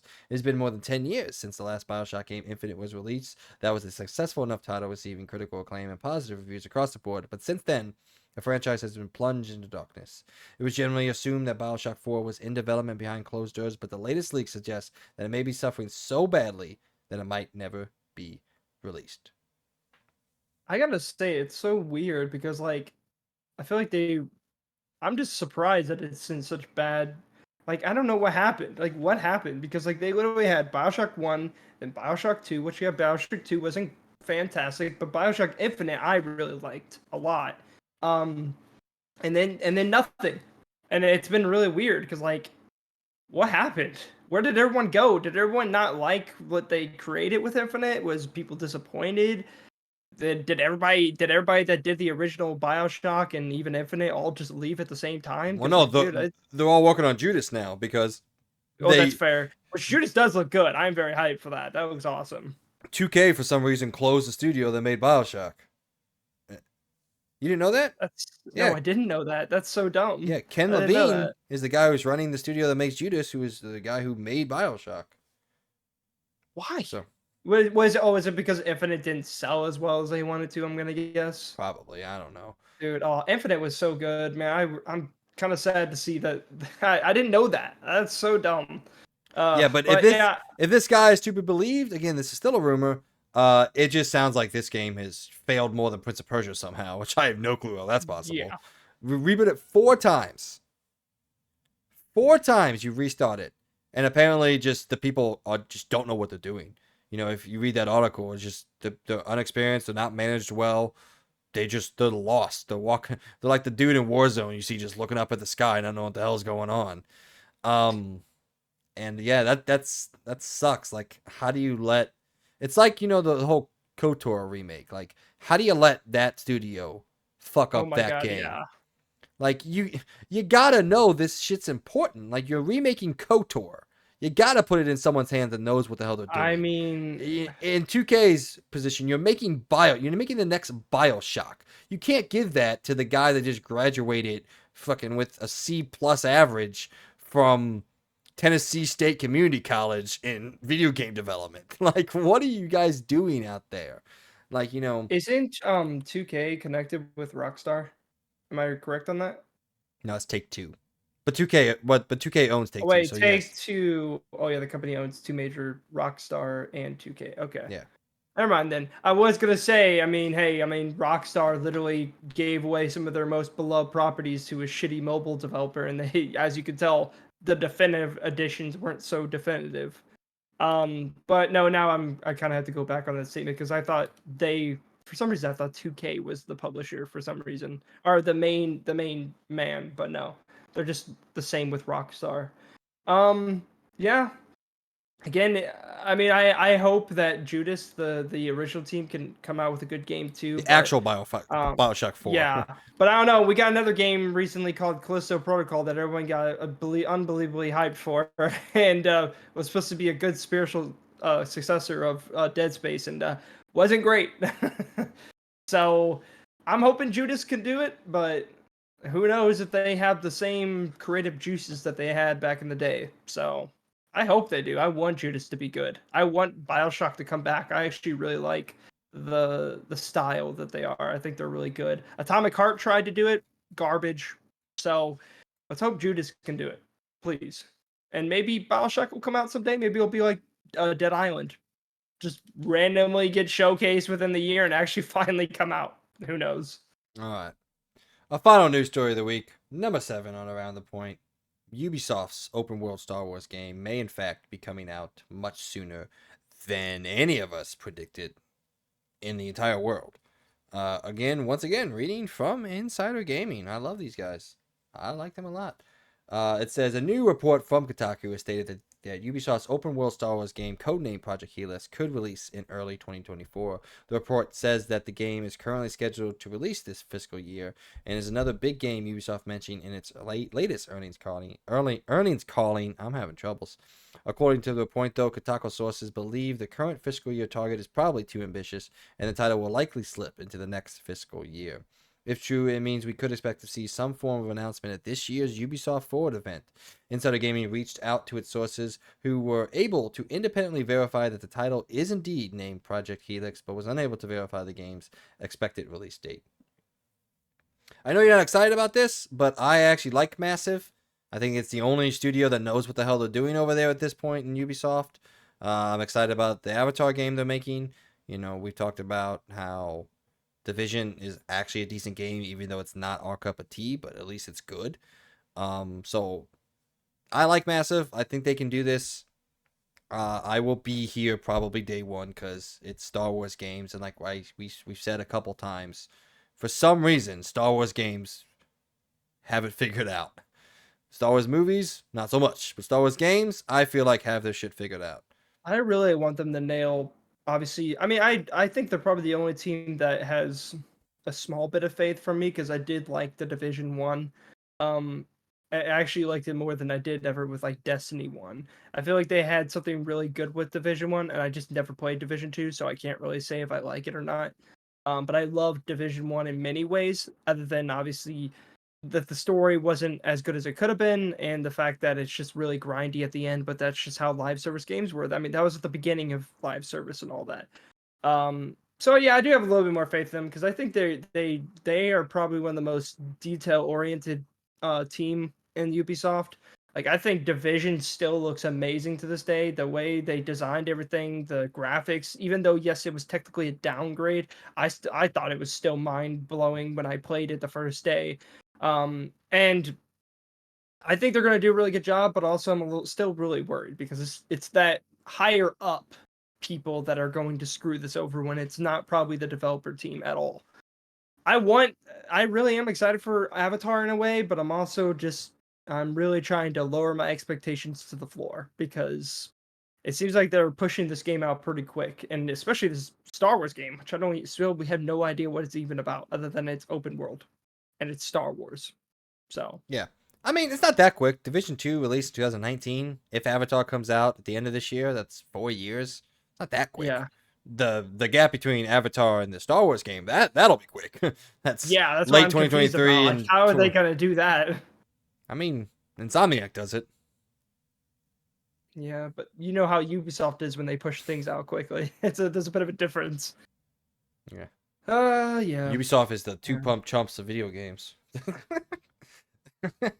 Yeah, yeah. Oh, damn. That's rough. But no, again, I do have hope. I'm not really keeping my expectations in check for Avatar. Mostly just because they're not running wild at all, so I don't have to keep them in check. Like, I'm going to play Avatar Frontiers of Pandora when it comes, as long as, it doesn't come out and, like another game we'll be talking about here Yeah, very shortly. as I'm saying, Score we're gonna be a talking about very 40. soon. 40. Oh, that's dude, funny I as hell, watched. dude. I can't wait to talk about it. Dude. So, So, but I do think it's going to be, a very average open world Ubisoft game set in the Avatar universe, which I'm on board for. The way I'm yeah, it's a feeling right first now. person semi. Like a lot of people say, it's gonna be a lot like Far Cry, which, to be honest, I'm fine with that. That'd Yeah. be kind of cool, Sounds Like sounds like a as long as perfectly it's fine classic Far game. Cry, not the shitty ass Far Cry 6. Like S- if it's that, that's fine with me. There's probably could be a lot of cool things that can happen with that, and I want it to be good because honestly, Avatar as a game sounds sick. Especially, I think the movie game that they came out with was pretty underrated because they were trying to do some really cool stuff with that game that a lot of games didn't really do very well back then. So honestly, I would love to see a good Avatar game come out. But we'll see. Who knows? I mean, if you watch the little gameplay, well, not gameplay, I guess it's like in-engine trailer that they came out with, it looked kind of cool. yeah, So I don't know. like I We'll said, see. Massive may be the only one I have faith left anymore. It's definitely not the people making Prince of Persia, that's for sure. Zero Oh faith. God, yeah, no, No zero faith faith. at all. Yeah, All right, well, ladies and gentlemen, that was around the point for this week. A lot of Sony news, but that's because we got dumped on. We tried to have fun with it. Said most of the news wasn't that great. Some of it was okay, but seems like a lot of things are struggling right now. So let's hope they can get this yeah, shit figured out. Even my beloved Sony, even my beloved Naughty Dog, at least appear like they could be struggling on this Factions game. So hopefully it comes out. Hopefully it's great. Let us know down below what you think about anything we talked about. If we missed anything, we always do. Let us know. What kind of things are you talking about? Is there a news story out there that tickled your ball sack this week? Let us know what tickled you. We will talk about it with you. We're going to go now to Let's Talk Reviews, and we're very excited to talk about one of the best games that came out this year. I'm just kidding, by the way. It's one of the worst games ever made, which is funny. So this week went like this. After Us came out and got a disappointing 71, especially for DJ. Convergence, A League of Legends Stories, 82. Miyamasha Chronicles, 77. Planet of Lana, 81. Star Trek Resurgence, which I actually did look into that game. Not at all what you said it was. It is a Telltale game. Oh yeah, okay, yeah, okay. 71. The Case of the Golden Idol. No official reviews, but I got an 86 on PC when it came out. Warhammer 40k Bolt Gun, 78. Looks cool. And then the big one. The Lord of the Biggest Rings. game of the year. The The Lord of the most hyped Rings. game. The Lord of the Rings Gollum. After many, many delays, many, many questions, we finally have them answered. And the resounding answer to that question is it's a fucking terrible. It has Oh a my God, 40% on Metacritic. And I just want to read some of these reviews. Metro Games Central gave the game an astounding 1 out of 10 yeah. Oh, and said, broken beyond belief, but also a fundamentally bad idea for a video game. With innately shallow and repetitive gameplay, Gollum is not only the worst mainstream game of the year, but of the last 2 generations. Let me see what the top review is real quick. Let me see that. Hold on. What is what please is the God, do best not review? tell me there's an 8. I swear Nope. there's an 8 up there. I'm gonna cry. Top I'm gonna game, lose faith. 7 out of 10 from Gaming Trend. That still makes me lose a lot of faith in those people. What is the highest respectable person that I like actually trust their opinion? Okay. God is a geek. I respect his opinion. Yeah. I listen to a lot. The highest one, 5 out of 10. The Lord of the Rings Gollum is littered with technical and gameplay issues that dampen the fact that there is a great story at its heart. That is one thing I've heard. The story's not terrible. Like, the writing isn't the worst thing in the world.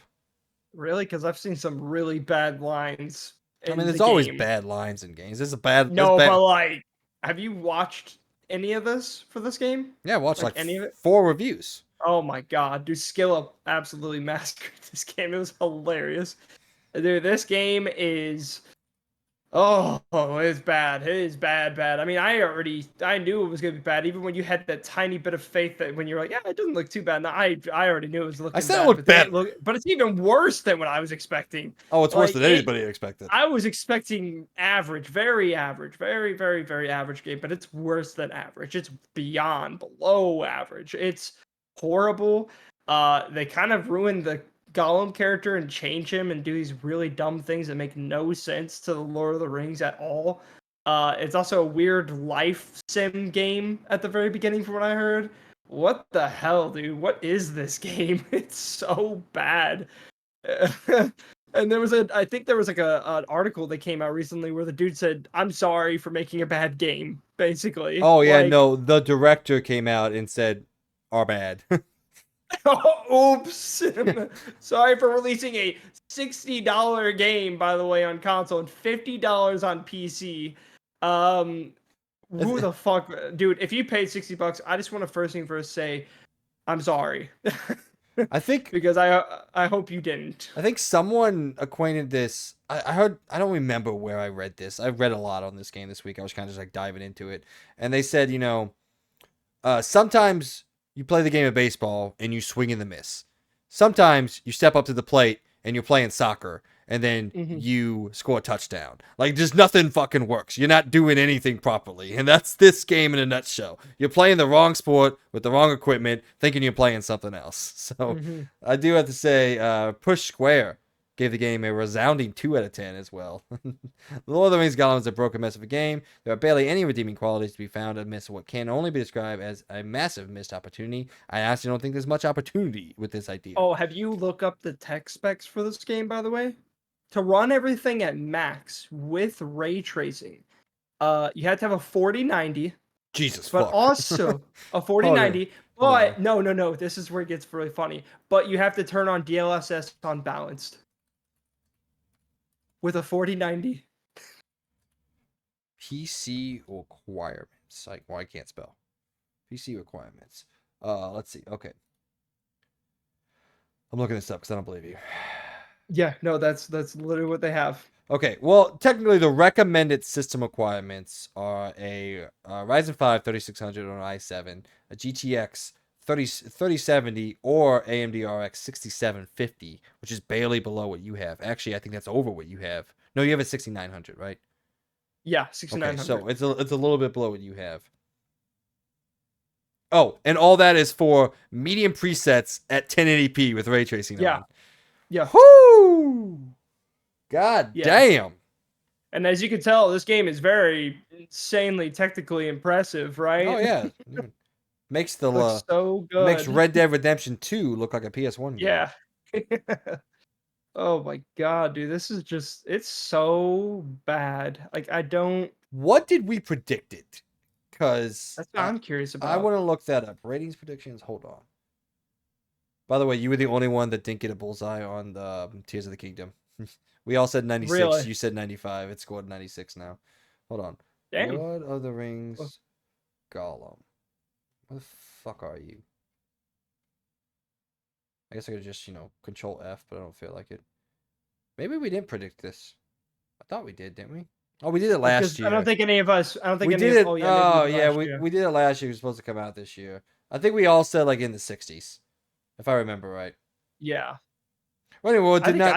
I think I said 50s because I think you guys were like, man, you're being a little too mean about it. But I'm like, I said like somewhere in the 50s. Here's the I didn't thing: expect it. when we make these predictions, I just don't think anything's can possibly be that bad. Like I And then just we see this. like I think for a game to be bad is when it sits in the 60s. For a game to be terrible, it's when it fits in the 50s. I've never Yeah. ever seen a game that is like it's technically like supposed to be a decent game, like a bigger budget game, like a bigger Hmm. name. I've never seen anything that of 40. By the way, it's worse on Yeah. Metacritic. I think the last time I checked it was 38 on Metacritic. Oh my god. That's brutal. I mean, this uh, game, man, this is the first time where I honestly just don't blame people for oh, going even it's down to less now. 2. 36. I really don't blame people for going down to 2, dude. Because like this game really is that bad. Like I haven't seen a game this bad. I kind of wish DJ picked this game. That would have been absolutely horrible for him. But also, someone would have counterpicked that like immediately. It would have been the easiest counterpick of the entire year. No, this is the first time I've ever seen this. Digitally download it. You want to know what score they gave? What? A 0. Oh my god. They said what makes Gollum stand out is that most other developers and publishers then use their creative terms to try and hide the crass cynicism and capitalism. Daedalic didn't bother with Gollum. The game represents the games industry with its mask off. A 0. I've never seen his game score a 0 out of 10. That's Have you fucking seen the wild. $70 version? What you get with it? You get these like shitty ass No. emotes where like one of them is she chases a fly around. You're paying $10 more than already the $60 price tag, and you get emotes. Shopping. Let's see what I can do here. You said the $70 version? This Yeah. game is $60. Holy shit. No, it's $60 normal on console. It's $70 for the emote, but on PC it's $50 normal. It's $60 for the emotes with the emotes or whatever. They charge you $20 for emotes? Yep. All right, fuck you guys. I was gonna defend Daedalic a little bit and said they just fucked up here, but no, you kidding me? That may not have been Yeah. Daedalic. Never mind. Let me retract that. It may not have been them. Usually, like that kind of stuff isn't decided by the developer, obviously. But Yeah, hey, that's just apparently awful. Daedalic has announced that they have a much better Lord of the Rings game that they're working on right now. I'm like, whoa. I don't think people trust them. I don't know how you could get worse. Like so, Yeah. what have Hey, they? don't challenge him to it now.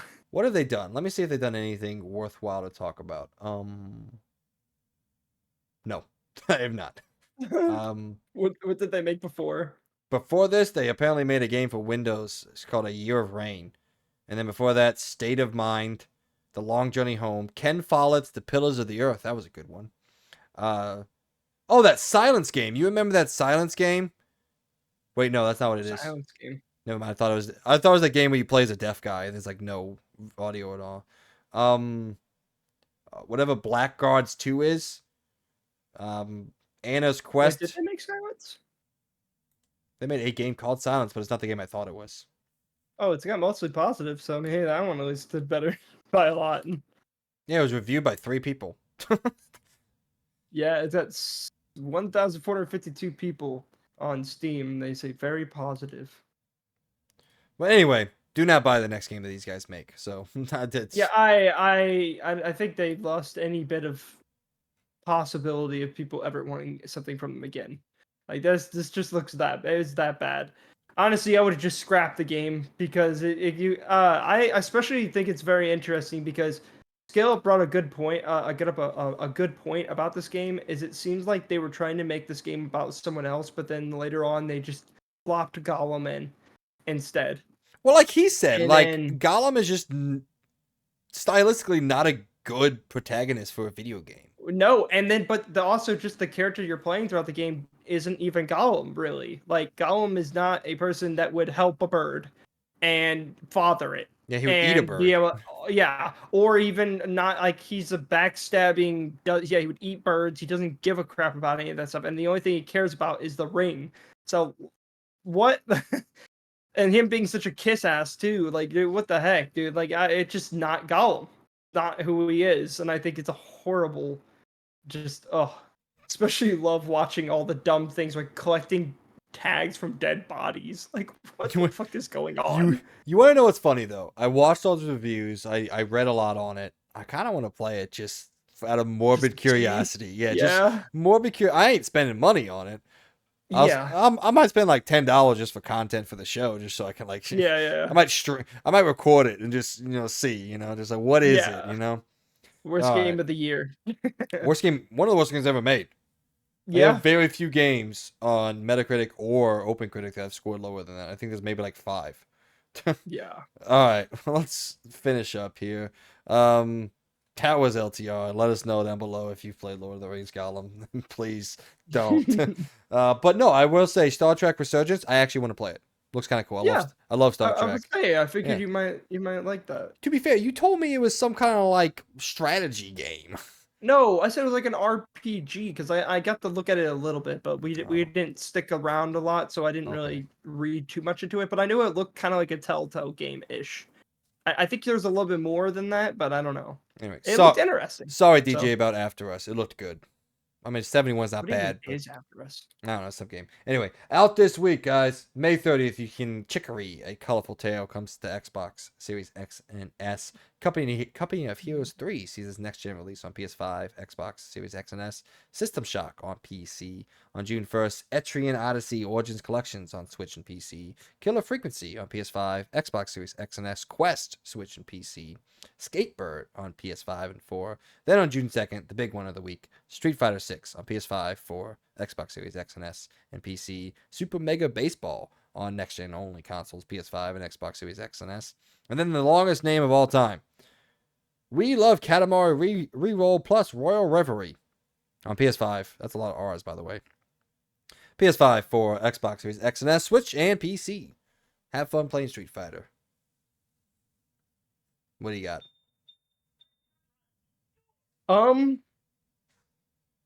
No. Oh wait, ooh, System Shock comes out soon. Hell yeah, let's go. So that's a good game because I put that on my list. Only on PC. That's weird. Yeah. What the heck? Really? Are you sure it's only on PC? Really? It may not be the remake. I don't know. I don't check sure? these things. I just write it down. I think it is supposed to come out soon. Yeah. What the heck? I am so confused right now. It's like a usual thing, right? Oh yeah, no, just System Shock comes out. I don't know. A revealed previously System Shock will also be available on PlayStation 4, PS5, Xbox One, and Series S, but its release date for those consoles is yet to be announced.